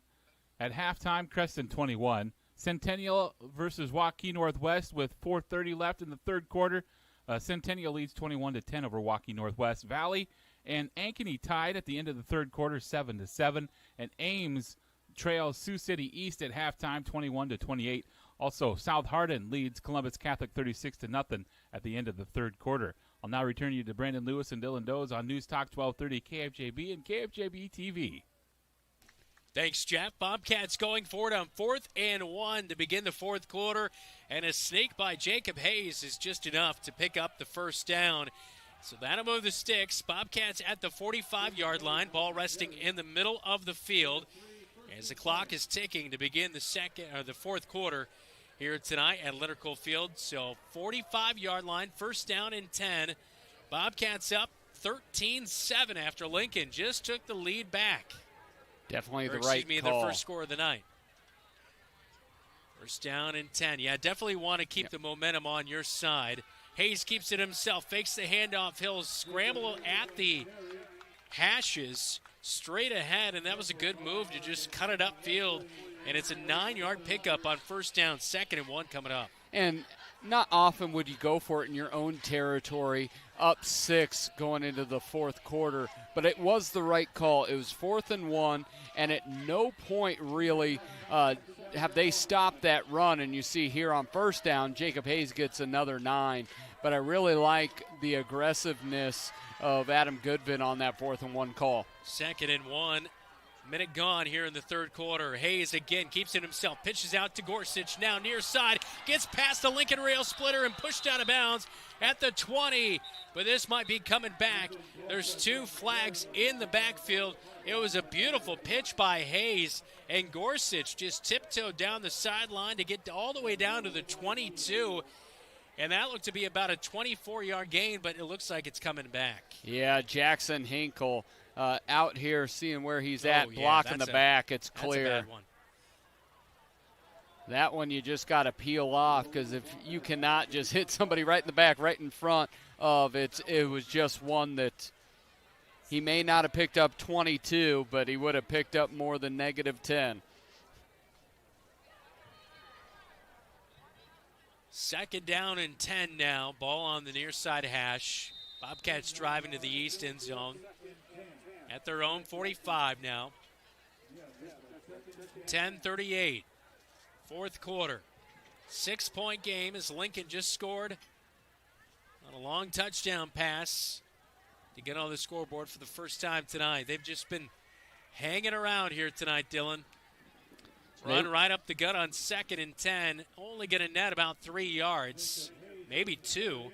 Near side official spotting it shorter as Jacob Hayes took the carry up the middle. They had run a quarterback sneak there in the first quarter on an early down and a pretty far distance. Do it again here, but only with minimal results. Now we're stuck at 3rd and 8. Bobcats have been more apt to throw the ball in this situation, often on a quick out, something in the flat. 3rd down and 8, like Dylan mentioned. Ball on the near side hash for Hayes. Underneath center with 2 wide receivers split out. He'll drop back, pressure, steps through it. Now fires near side. Smitherman at the sticks, picks it up at the 40, gets past the Railsplitter, down inside the 35 and spotted at the 33. And that was a nice slick move by Smitherman to get right past the defender and move the chains. Good pocket presence, though, by Hayes as well. Yeah, Sakayama and others had gotten some pressure there, Hayes steps up in the pocket, just a little flare pass, just a little pop pass over, and Smitherman does the rest, picking up the first down and a little bit of extra. 79 yards through the air after that 20-yard pickup, and so Hayes going past the average of 55 per game through the air for the Cats. Ragland handoff on 1st and 10. Goes off left guard up to the 30 and now marked down at the 29-yard line. We approach 9 minutes to go in the game. And if the Bobcats can punch this one in, they're probably going to take another 2 minutes off the clock. Be a 2-score game with about 7 minutes for Lincoln. Yeah, and this is where you have to start thinking, what do you feel most comfortable with? With the game being 13-7, if the Bobcats get to where they're comfortable in the field goal game, it would put them up 9, put them up till still 2 scores. But it really feels like if you can get 6 on this drive, with the way they've been running clock and everything, you might put Lincoln to sleep. 2nd down, handoff again, right up the middle to Ragland. He plows ahead to the 26-yard line. Only a 3-yard gain right there. Brings up 3rd and short. Approaching 8.5 minutes. Get your Nutri-Grain bars out. Things are getting tight in Leonard Cole Field. Well done. Well done. I don't know what it is with the Nutri-Grain bars for Zach, though. He does love them. When games get tight, he busts out the snacks. He does. Get your he popcorn ready. He is a nervous eater. 3rd and 3. 8 minutes to go at Leonard Cole Field. Cats up by 6. Ragland met in the backfield. Bounces off of it. He'll get down to the 20. It's a first down run of 6. And he moves the chains again. And a pivotal run there because he was stopped in the backfield. It was going to be 4th down if he didn't bounce off and keep churning. Yeah, Railsplitters did a great job of blowing that up, but Ragland, with the way he runs, such physicality, he just bounces off and able to get just enough and a couple more for the first down. That's a quintessential Davis Ragland run.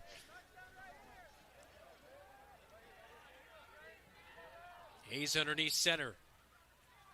And he will take it out of the gut of his running back in Ragland, and he fumbles it, but he was well down before that happened. It'll be a loss of 3 as he was looking to pitch it to the near side, but did not feel that presence. That's the one thing about Lincoln tonight. More than I've seen any other time this year, the flow from behind the play to really pursue has been well, and Hayes has not quite known that there's defenders right on his on his hind. And they've brought 1 or 2 extra defenders up in the box. That was the first time that I felt Jacob missed the read on that. Hayes back to the air to pass, fires for Smitherman over the middle of the field at the 5. It's incomplete. There was 3 Lincoln Railsplitters in the area, and that one just tossed up with a little hope behind it. Clock stops at 6:45. 3rd down and 13 coming up. That was just not a solid read right there, throwing into 3-man coverage. And that's where Jacob just had his eyes on him and was just going to Smitherman.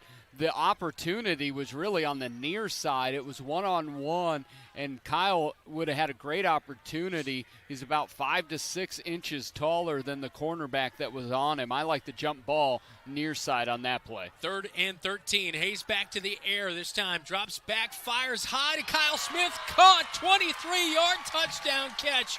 Kyle Smith caught one last week, and he catches another. His 3rd touchdown reception of the season.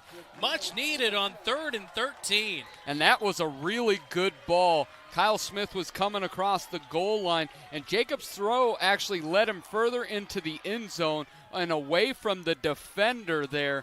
6 points. Great throw, Jacob Hayes. Great over-the-shoulder catch from the say-hey kid, Kyle Smith. Yohan Gomez on for the PAT. Snap was low. Gorsuch brought it up just in time, and Yohan Gomez able to pound it through for the PAT as we look at that touchdown pass from Jacob Hayes to Kyle Smith. 6:38, Bobcats pull ahead 20-7 on KFJB-TV. Life can take unexpected turns. Maybe you started college, but life got in the way. At Marshalltown Community College, we understand. It's never too late to chase your dreams. Come back to where your journey began. Rediscover your passion for learning and let us help you achieve your goals. Schedule a visit today at MarshalltownCommunityCollege.com. Marshalltown Community College, a step in the right direction. Coming up after the game, it is the Locker Room Report, all brought to you by Wells Fargo Advisors. Highlights, stats, and our post-game chat with head coach Adam Goodvin. Well, a 23-yard touchdown pass by Lincoln got their first score of the game, and then the Bobcats strike right back for their own 23-yard touchdown pass to Kyle Smith. And it's now back to a 2-score lead with just 6:38 to go in the game. Century 21 kickoff is away by Johan Gomez down to the 15-yard line. Lincoln will return, coming back near side and dropped at the 25-yard line. On the return, Denver Longden, and that is where Lincoln will set up shop. So their first drive of the second half goes for a long touchdown pass and able to get the job done, but it might be a little bit too little too late. Yeah, you look at last year, it's interesting. Bobcats scored in huge plays. And 2 years ago, these long 50, 60, 70, 80-yard runs. This year, it's a lot more sustained drives, but in some ways, you're just bleeding the clock out with these consistent chain-moving drives. So a 66-yard drive for the Bobcats, and now the first play by the Railsplitters goes to the running back in Sanders. And he'll run straight ahead for a 9-yard pickup on first down.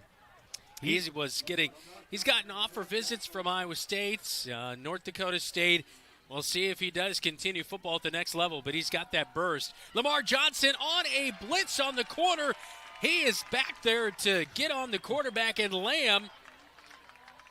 And it looked like he got his right ankle kind of rolled up on maybe a little bit. Looks to be okay, but Jamison Niehaus also in there to help make the play. And that's a big one. It's a loss of 9, so it's 3rd and 10. He was doing the turf angel, not because he rolled up on the ankle, but because he was frustrated he missed the sack. Lamb puts Sanders in motion. They'll swing it out to him on the far side. He'll break a tackle and get out right at the down on 3rd and 10. Sanders just taking that one, a little swing pass to the far side for the first down. Niehaus was reading it, but he got blocked out of the play and was not able to get to it here as you kind of see him read that that's coming. Any play that gets Sanders in space is a well-designed play. Yeah. Bobcats have done a good job of, yes, he's picking up 15, he's picked up over 20 a couple times, but there's been no home run yet. Blitz coming from the Bobcats. Lincoln Barker pushes Lamb out of the pocket. Now a late pitch to Sanders, far side, runs over a Bobcat over the 40 and up to the 43-yard line. As a Bobcat down on the far side of the field, that's Lamar Johnson, who took a big hit from Sanders, who just bowled right over him. Yeah, he definitely not sure where he's at in that recruiting process, but looking at what he can do, Sanders has the speed, he has vision, hits the hole quick, and he loves to hit people. Yeah, he does not shy away from contact, that's for sure. Sanders able to get up over the 40 to the 43-yard line. It will be second in mid-range coming up here as Lamar Johnson is down on the turf. 5:11 to go, fourth quarter at Leonard Cole Field.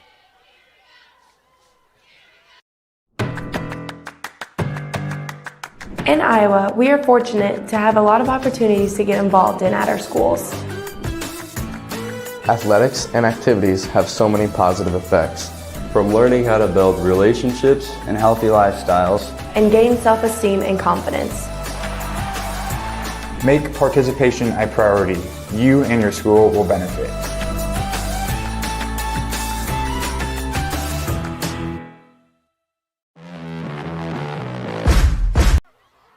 Well, Lamar Johnson is up and kind of leaning. It looked like maybe a shoulder injury possibly, so hopefully he is all right. As Avery Mobley, the trainer for the Bobcats, helping him off the field. Lincoln with 2nd down and 4 coming up after the Sanders pivotal catch and run. He's run Bobcats over on back-to-back plays, and I believe Lamar Johnson the victim both times. Sanders comes out of the backfield looking for the swing pass. Now Lamb loads up. He's got a target wide open at the 25, and it's sailing all the way in for Blake Butters. Huge touchdown pass as Butters used to be the quarterback. This time he catches it from Lamb from 58 yards out. And that was everything had been flowing. Javon Sanders, Sam Griesel bit on it, and he just went right over top of him. Actually was on trail right away, and Sam, as he did the double move, Sam was chasing him to no avail. That's a huge play. Bobcats, what they didn't want to happen was a quick strike. Lincoln Railsplitters giving it up for 6. Carlos Joya Redondo, the kicker on for the left-handed kick, or the left-footed kick. That'd be interesting to make it a left-handed kick, Dylan. I think it may even be illegal. 20-14 now our score. The Rails strike quick on KFJB-TV. McGregor's Furniture and Mattress is your local furniture store in Marshalltown, and they are proud to support Marshalltown Bobcat Athletics. If you want to kick off football season in a new recliner, pass the bread at a beautiful new dining set, or lay up on a luxurious sectional sofa, McGregor's is the right play. Score the mattress of your dreams with an assist from their friendly and knowledgeable staff. You'll be the household MVP when you bring home the winning selections at McGregor's Furniture and Mattress, downtown Marshalltown. Open 7 days a week.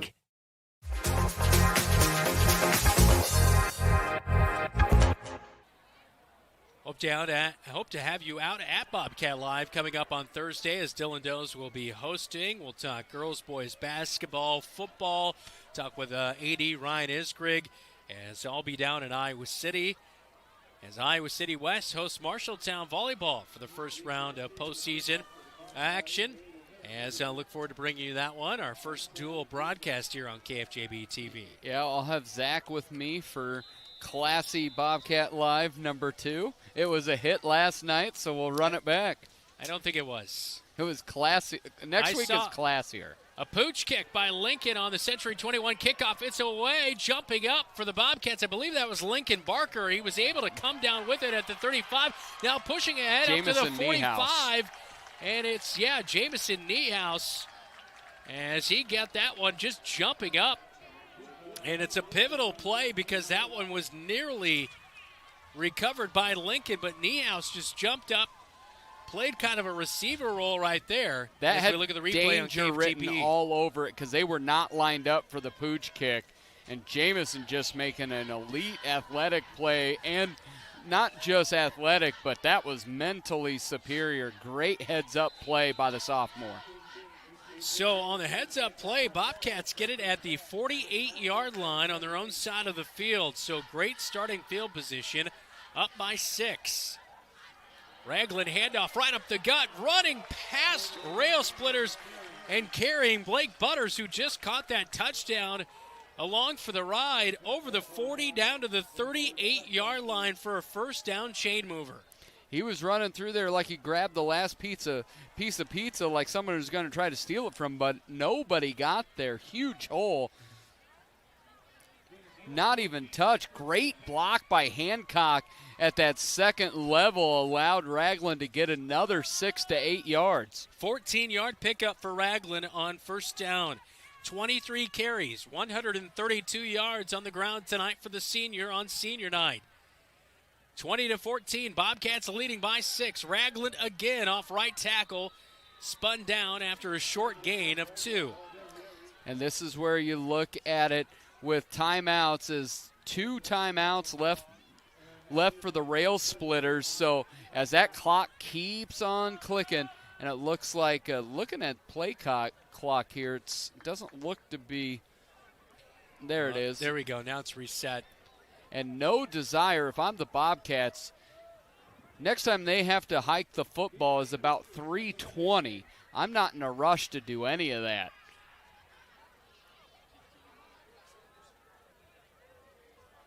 Ball on the near side hash for the red and blue. Lincoln playing with 4, maybe even 5 at times down linemen. They've done a pretty nice job at times to contain, but once that first level kind of misses, that's when Raglan's been able to pick up those 13, 14-yard gains. And off again, Raglan right side, he'll go. Just keeps the legs churning. He's down to the 30. 2 yards short of a first down. It's a 6-yard pickup. And a timeout's going to be called by Lincoln on 3rd down and 2 coming up. 3:14, fourth quarter on KFJB-TV. Dairy Queen has so many fantastic treats and delicious food, it's hard to know what to order first. So we're asking Marshalltown Mikey to help us decide. From burgers, baskets, and sides to blizzards, cakes, and more. Both Marshalltown locations are serving up everything you love. Right now, try our chicken strip basket, available in a variety of flavors, and the blizzard of the month is our new caramel Java chip. I'm gonna need more time. Get Dairy Queen delivered, or at both Marshalltown locations. Dylan, I'm sure you'd be a great candidate when, maybe the kids move along to be the taste tester for Dairy Queen someday. Just to say, if you go out there some nights, you may see a certain drum major working. My son works out there. My. And, why do you turn it into everything about you and your You family? said it was about me. I made it about my kid. See, I was deflecting. Okay. But if I ever worked out at Dairy Queen, I would be $3 bills tomorrow. 3rd down and 2. Handoff right side to Raglan. Picks up the first down as he keeps 2 arms on the football down to the 25. It's a 5-yard pickup, and Raglan once again moves the chains. 145 yards of rushing on 26 carries for the senior tonight. The Rails can only stop it one more time tonight as the Bobcats leading by 6. It's 20-14. And if the Bobcats can move the chains one more time, this will be over. And really, that your coach's interview in the pregame is coming out to be prophetic. If you can win the turnover battle, there's been 1 turnover tonight, and it quickly led to a 13-yard Bobcat touchdown. The difference right now is 6. Snap comes at 2. Raglan loose at the 15, maneuvers his way along the hashes down to the 11-yard line. And another first down for the Bobcats as Davis Raglan trying to finish off Lincoln here tonight. As the Cats now in the Ethington Heating and Cooling red zone. Ethington Heating and Cooling, we're not comfortable until you are. Here's the replay, Dylan. You look, again, he has the offensive line, especially between the guards, has absolutely blown open the Railsplitters tackles on that. And now Raglan is up to 159 yards on 27 carries, including that 13-yard touchdown to kick off the scoring. Last week was tighter than the Bobcats wanted. This week tighter than the Bobcats wanted, but on the plus side of things, as 1st down and 10 coming at the 11-yard line, Raglan's going to work his way down to the 8. And a timeout's going to be called by the Rails, their last of the game here tonight. One thing that you see at more of the professional level, you see it a little bit in college, almost never at the high school level, but with no timeouts, 2:01 to go, do you let the Bobcats score here? And then that puts you in a 2-score game. Trying to get the onside and all that. You can score, you can get the ball back, because if you don't here, it's over. It's over. Yeah. And this does not hardly ever happen at the high school level, but is this something that they're thinking about over on the Railsplitters? Do you let them score? I think we're both in agreement. Well, you let them score. Their offense is 2 for 2 here in the second half. And it's big plays. Yeah. When they have Sanders that can, on a hiccup, can go. They've been able to get a couple big touchdowns in the pass game. Let's see what they do here. 2nd down for the Bobcats. 2nd down and 8. Ball at the 9-yard line. Bobcats can get a first by getting down to the 1. He's underneath center. He'll hand off. No, he'll keep it himself. And he'll be tackled at the 5. That is a pickup of 3. It'll be 3rd down coming up. And this will get you down to roughly a minute 15 before they have to hike it again. You may get into a situation where you might have 20 seconds. If I'm the Bobcats, I'm not going to kick this football on 4th down. I'm going to keep it. I'm going to go for it regardless if they don't score on this play. You saw Ragland there huffing and puffing. Man, he has toted the rock a lot here tonight. 28 carries, 162 yards. Plus, he's been out there playing solid linebacker, getting after the quarterback and Lamb. And a timeout as the Bobcats let the play clock go all the way down. They'll call the timeout. 1:14, fourth quarter, up 20-14 on KFJB-TV.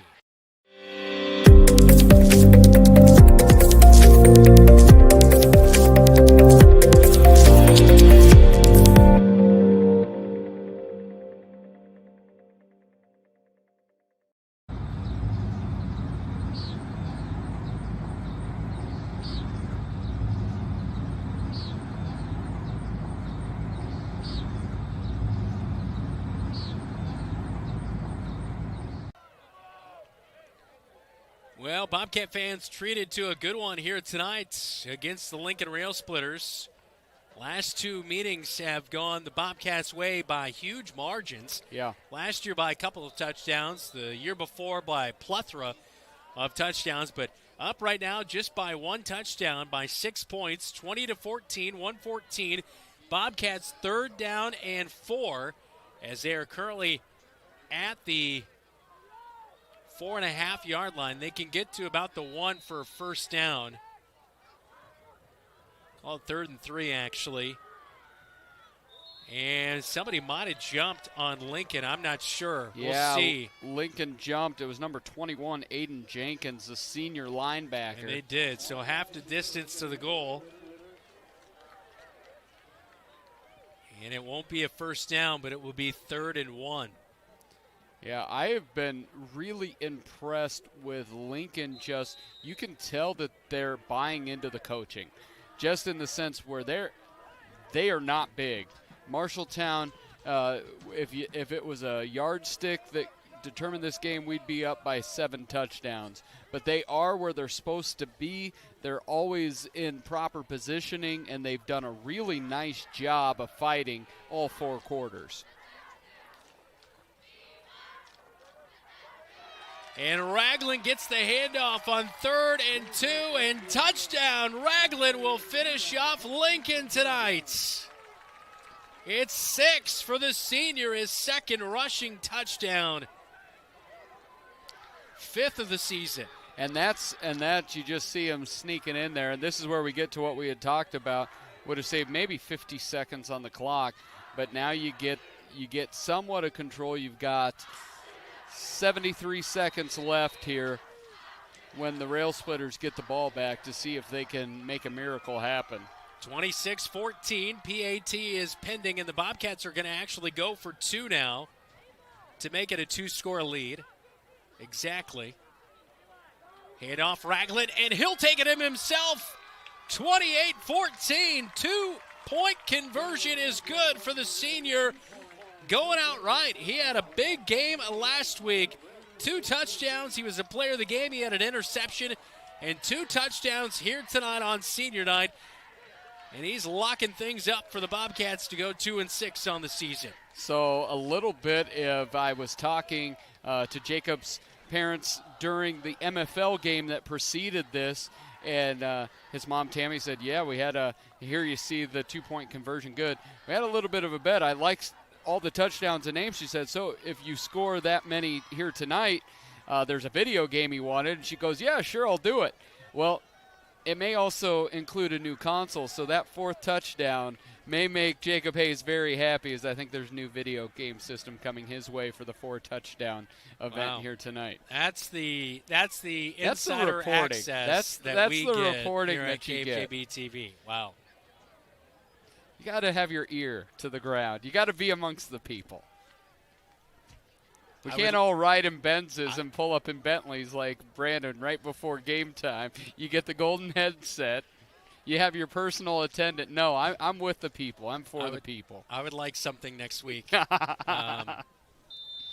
If we score 4 touchdowns next week. Dinner's on me. Squib kick, Lincoln not able to jump on it right away. Bobcat still scrambling after it at the 25-yard line, and Lincoln will eventually get on top of it and keep the ball. But, boy, I tell you what, they made things interesting as Christopher Thomas was late to get on the football right there. Thought Sam Griesel was going to come away with it initially. It was an arcade staple there. It just looked like a pinball machine. Started over there and then returned to the person who initially fumbled it. At the 28-yard line is where it is spotted. Ball on the far side hash. 2 backs. They're going to roll Lamb out to the near side. He's looking downfield. Jamison Niehaus, interception at the 40. And the Bobcats will win it in week number 8 with 1:01 to go on the clock.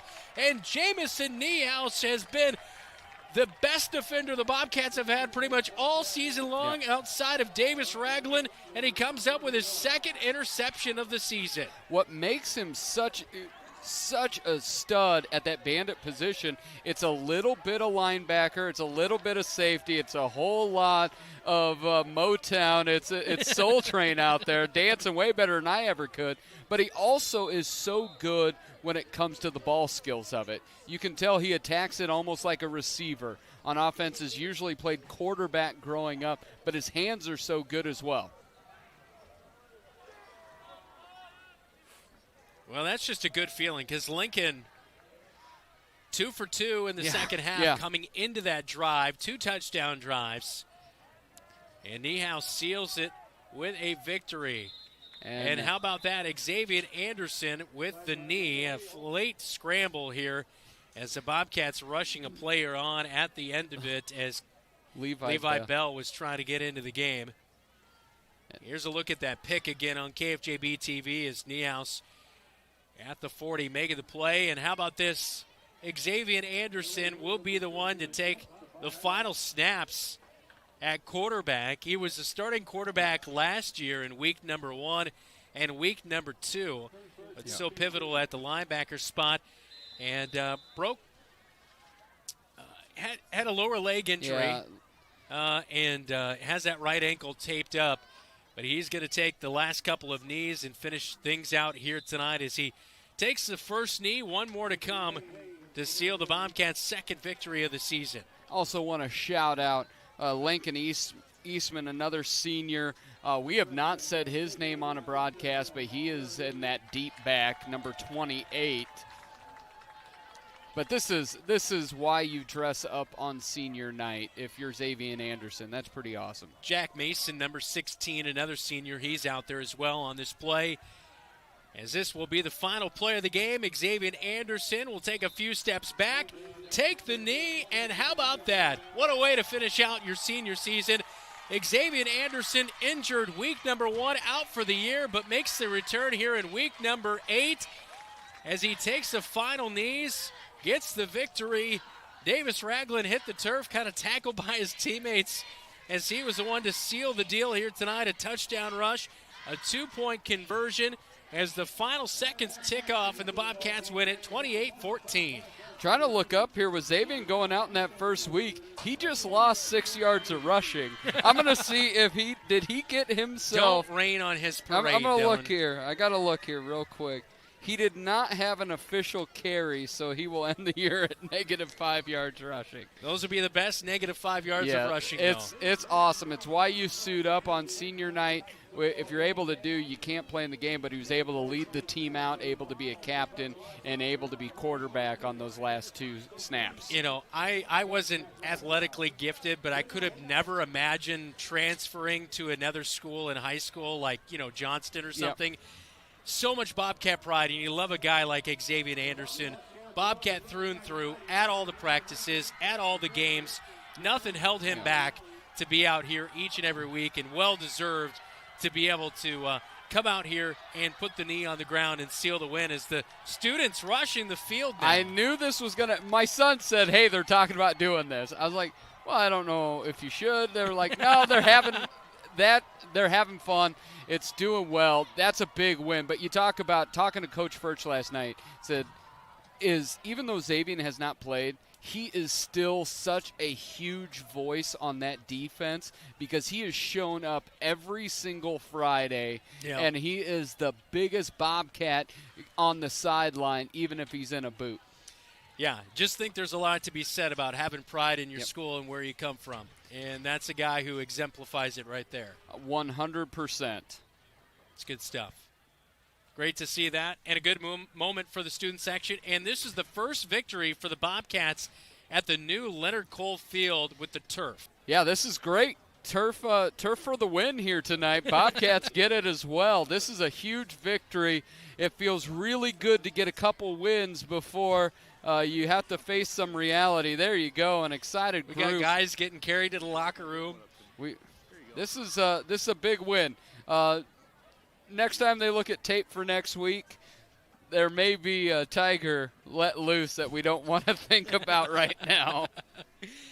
All right, we will head to the locker room report coming up. Bobcats win it 28-14 on senior night as they take down the Lincoln Railsplitters on KFJB-TV. Wayward Social is the place for fun. With 20 lanes of bowling, leagues for all levels, great food and drink options, an awesome arcade, there is a ton of fun to be had at Wayward Social. And that's just on the inside. Step outside and enjoy patio life at Gutter Point with drinks, shuffleboard, live music, and fun atmosphere. Follow Wayward Social on Facebook for updates on specials and live music. It is all on South 6th Street in Marshalltown. Visit wayward-social.com to plan your next visit to the place for fun. At Sports Plus Sports Medicine and Physical Therapy Center, we customize each patient's treatment plan to their individual needs. What does that mean? It means that not every back or knee problem is treated the same, and that your program will be unique and designed especially for your needs or problem. This improves how quickly you will return to work or sports. The Sports Plus staff is encouraging and takes pride in your successful recovery. This is just one more reason why champions choose Sports Plus Physical Therapy as their favorite place to rehabilitate and train.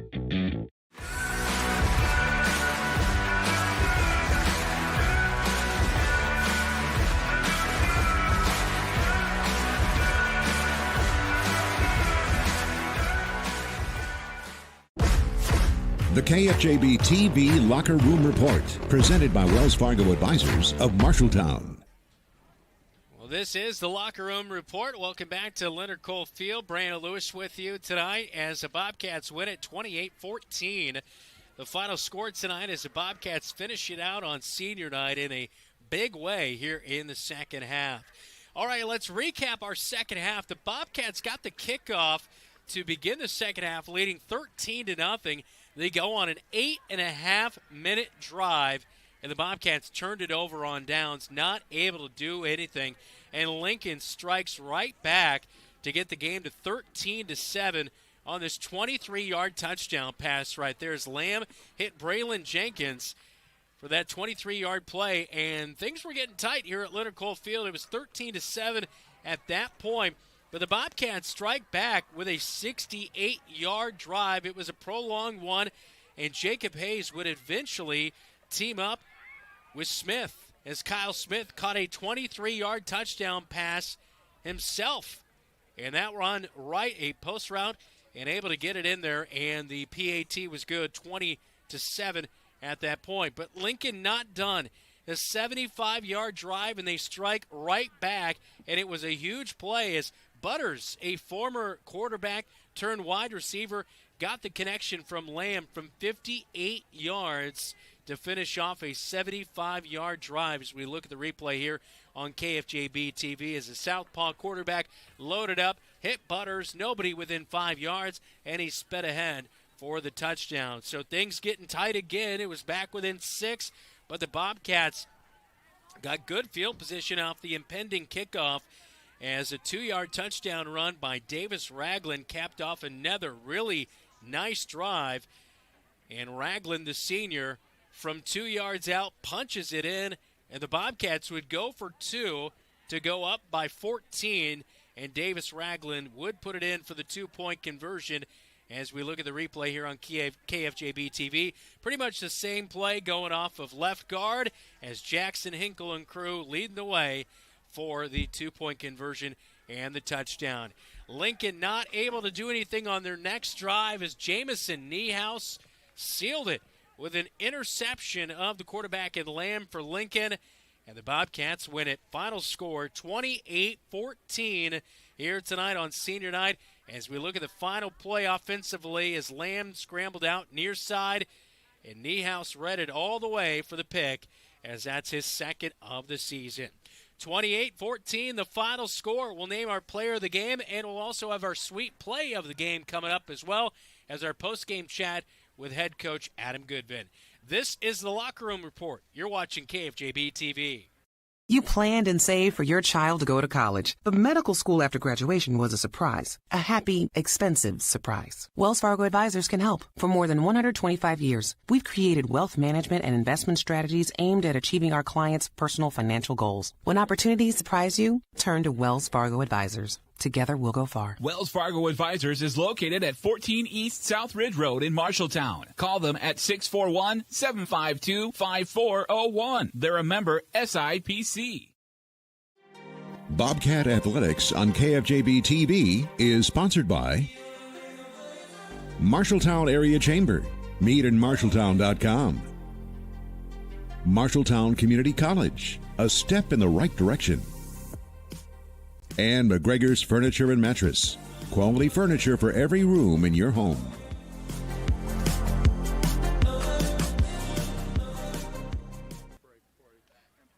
Time now for our player of the game, all presented by Opa Grill of Marshalltown. Greek and traditional favorites. All you have to say is Opa. And back-to-back weeks. First time we've had this in a while. It is Davis Ragland, our player of the game here tonight. First time in a long time. I'll have to do some research and go back at least a few years. But 29 carries, that is a lot of carries. We haven't seen that for quite a few years for the Bobcat running back stable. 29 carries, 164 yards for Davis Ragland, 2 touchdowns, and a 2-point conversion as well, as the Bobcat seniors celebrating the victory here tonight. As Davis Ragland, congrats. Second week in a row, player of the game, as Davis Ragland awarded a $25 gift certificate to that Bobcat player of the game. Now time for a sweet play of the game here tonight, presented by Lily Made Chocolates, handmade hand dips since 1939. Always open at lilymadechocolate.com. Well, getting his first touchdown reception of the season, Ethan Gorsuch has had some really nice runs, a few nice catches, but finally earning himself the sweet play of the game here tonight on this play. And it was a good one in the first half, as Jacob Hayes teamed up to Ethan Gorsuch for a 20-yard touchdown pass. And at that point, that put the Bobcats up 13-0, which would be our halftime score. That is our sweet play of the game. Again, all brought to you by Lily Made Chocolates, online at lilymadechocolate.com. Our post-game chat with head coach Adam Goodvin is coming up next. This is Bobcat Football. You're watching KFJB-TV. What does OPA mean? OPA means joy, enthusiasm, and approval. And when you dine at Opa Grill in Marshalltown, you'll understand why. With their made-to-order pasta, soups, and salads made daily with the freshest ingredients. Favorites include chicken parmesan pan-fried to perfection, fresh and light chicken lemon rice soup, and their signature Opa salad topped with seasoned gyro meat. Opa Grill Family Restaurant in Marshalltown, where you can dine in or drive through. All you have to say is OPA!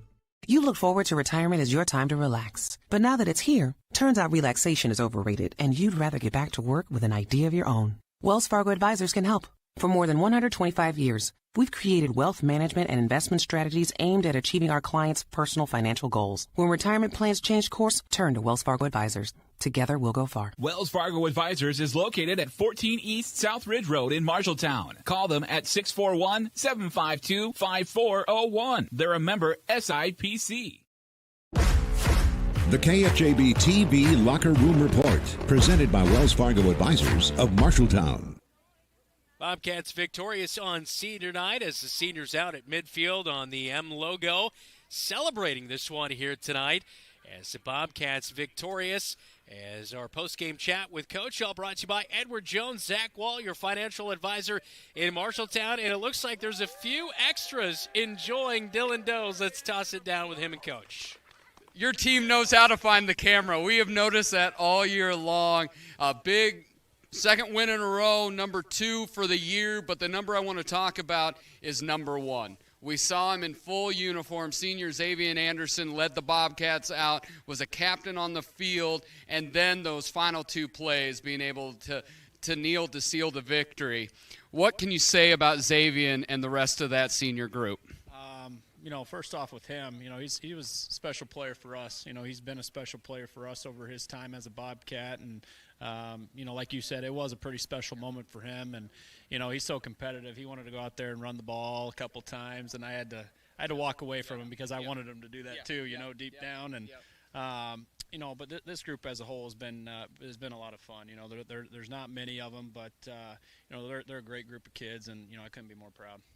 And then we talk about in pregame, you said it's going to come down to winning the turnover battle. That became evident right away. And another senior we want to talk about is number 6. 1 play, 13-yard touchdown. Then he went out and ran the ball another 28 times for 29 carries, school record, 160 some odd yards, 2 touchdowns. Talked to his dad real quickly right after the game. He said Davis is never point level of his career, so a personal record for him. What can you say about owning the ground game under Davis Ragland? He might have been over 100 on Madden or something, but he's a tough kid. Very proud of him, and he just kept sticking his nose in there. And we'll have to go back and confirm that that's a school record. But we were trying to check it out the other day, and proud of him. We only get one more game with him, and we're definitely going to miss him and the rest of these guys without a doubt. And you look at that great group of guys to see them all back there. Been great to cover them. But flipping on the other side, Lincoln, I thought they're not very big. It's definitely yardsticks. They're definitely smaller. But I thought they played pretty sound football throughout, and they were game for 4 quarters. What can you say about the opponent you matched up against tonight? Yeah, they didn't quit. I think that was obvious. And, I think we had some opportunities that would make it a lot more difficult for them to, keep their heads in the game. I think we should have scored there right before the half, and then we should have scored their opening drive the second half. But, kudos to them. They played a tough football game. It was physical, and, we had to earn it. Well, 2 games, final one, pushover. You don't have to worry about them. Probably don't even need to watch film. You got to travel to Valley. Looking in tape, that's a good team. What are you and the coaching staff looking to get the guys prepared for this big matchup? Well, we're going to treat it like any other week. We're going to get the film tomorrow and share it with the guys and get our scouting report put together, and we're going to go out there and play physical football. We're going to go out there and compete to our fullest. Yeah, you compete, you win the turnover battle, then anything can happen. Thank you very much, Coach. Thank you very much, guys. Back to you, Brandon. All right, thanks, Dylan. As that our post-game chat with Coach, and a lot of the guys joining down there as well after a nice win here tonight on senior night, 28-14. That is our Edward Jones, Zach Wall post-game interview with head coach Adam Goodvin. We'll take a timeout and get a scoreboard update with Jeff Brooks coming up. This is the Locker Room Report. You're watching KFJB-TV. Don't let concerns about shifts in the market disrupt your long-term financial goals. Edward Jones financial advisor Zach Wall can help. He'll work with you on an investment strategy for long-term results. Edward Jones can give you the tools and knowledge for a steady approach to hitting your financial targets. Get started by giving Zach Wall a call at 641-752-3017 in Marshalltown or visiting edwardjones.com. Edward Jones, member SIPC. When heading to the stadium, don't forget to scoot through the Scooters Coffee drive-thru on the way to the game. With a variety of drinks to choose from, you can give your school spirit a quick boost before cheering on the Marshalltown Bobcats. Try one of the fall features like the caramel apple smoothie, a pumpkin spice latte, or maple bourbon cream cold brew to get you through the game. Scooters Coffee, amazing people, amazing drinks, amazingly fast. South Center Street in Marshalltown. Proud to support Marshalltown Bobcat football. The KFJB-TV Locker Room Report, presented by Wells Fargo Advisors of Marshalltown. Jeff Brooks here with a Central State Bank scoreboard update, wrapping things up in Week 8 of football around Central Iowa. Finally got some scores from West Marshall against Union Community. 5:30 left to go in the fourth quarter. West Marshall leads 14-0. East Marshall falls tonight against Alburnett, 49-19. Grundy Center picks up a win on their senior night tonight, 35-0. And Nevada against Creston this evening at the end of the third quarter. It's 42-21.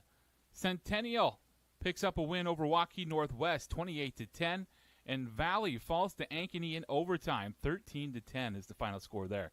Ames trails Sioux City East, 21-42 with 9:19 left.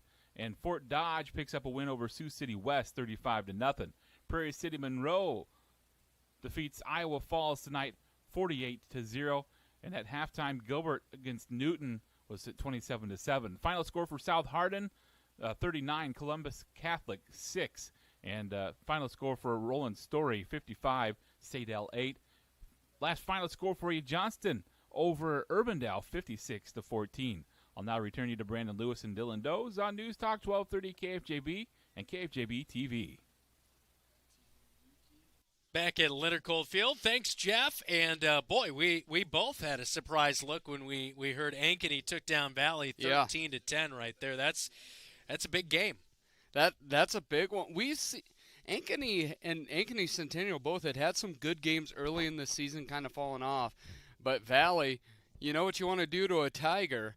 Just make it angry before you have to go play it. So Valley with that big loss, they'll next week wanting to avenge. Yeah, I'm hoping Ankeny was tough on them. You know, beat them up a little bit. Yeah, beat them up a little bit heading into that one. Coming up next week. But obviously a great moment right there as the seniors enjoying this victory here tonight. Oh, that was a ton of fun. All of them behind. It was interesting. I was talking off air with Coach Goodman. He said, Xavier wanted to run the ball a couple times. I had to just walk away from him because I was like, I wanted him to personally, but you can't. You don't want to put it. But like the story, he's like, I just had to walk away from him. So it was pretty cool being able to have him out there to be able to kneel down a couple times. I do not want to entertain that idea, right? They've been working on Jamison Niehaus, Ethan Gorsuch. It's they got the dance moves down. Yeah, that is for sure. All right, well, we will take one more final timeout here tonight as the Bobcats victorious 28-14 on senior night. We'll wrap things up when we come back to Leonard Coldfield next on KFJB-TV. Miller Middle School turns 100 next year. It has served generations of Marshalltown students well. Education has changed dramatically since Miller opened in 1925. Miller faces a long list of challenges, including limited technology capabilities, lack of space for learning, gathering, and new programming to prepare our students for the next step in their journey. Voters will consider a referendum in November to reimagine Miller for future generations. To learn more, go to marshalltowncsdfuture.com. Legends American Grill is the perfect place to watch your favorite team. Enjoy wings, nachos, steaks, and prime rib available on Friday and Saturday nights. It's game on for great food and your favorite drink to wash it down. You like burgers? Legends has fantastic, unique burger creations like this. The Legends Burger. Absolutely delicious. Gather with friends, enjoy your favorite team's games with the NFL Sunday Ticket, and make some memories. Legends American Grill in Marshalltown and our new Newton location, where the game is always on. The KFJB-TV Locker Room Report, presented by Wells Fargo Advisors of Marshalltown. Bobcats roll up over 300 yards of offense tonight, 100 yards through the air, just over for Jacob Hayes. Meanwhile, well over 200 yards of rushing as the Bobcats came in averaging just 222 yards of offense per game. So it's great to see that extra production out there. And the last couple games, Waterloo West again got beat pretty handily, but that was because of 7 turnovers, not because they couldn't move the football. They actually outgained Waterloo West, and then they had a good offensive game last week. It feels like the offense is going in the right direction and getting stronger each week. Well, you know, and that's the thing, too. Like, a lot of hiccups this year in that offense, but you got to put everything kind of in retrospect of it being a totally new offense that a lot of these guys are just unfamiliar with. And football is such a difficult sport because we can track back in the season. Really, the game that was completely out of hand was Newton. It was Newton just blew us off the field from the beginning to the end. We had 37 total yards of offense, and that felt like maybe more than we thought we had. So you get all of that, but those other games, there was opportunities that just we didn't make. But in these last 2 games, they were one-score games late. Bobcats made enough plays to come away with 2 victories in a row. All right, next week we have a busy week, especially Thursday night, Bobcat Live and volleyball. It is a dueling broadcast as Bobcat Live will be from 6 to 7. We'll talk football, girls, boys basketball, and AD Ryan Isgrig also on the program. And then at 7 o'clock, postseason volleyball. Marshalltown will be at Iowa City West at 7 o'clock. Looking forward to have you on for that one as the Bobcats hit the road. And if they win that one, most likely heading to Dowling in the final in the regional. Then on Friday night, it is Marshalltown at Valley to wrap up the season, week number 9. Pregame coverage starts at 6. Kickoff at 7 o'clock at Valley Stadium right here on KFJB-TV. Thanks so much to our KFJB-TV crew here tonight. David Babyface Braga on stats, radio producer Jeff Brooks, Keith Stewart, Joe Cornwell on camera tonight, Zach Tomish, our producer on site. For Dylan Dose, I'm Brandon Lewis. Have a great rest of your night. Again, senior night victorious for the Bobcats 28-14. You've been watching Marshalltown Bobcat football and listening to it right here on Newstalk 1230 AM 93.9 FM and on KFJB-TV.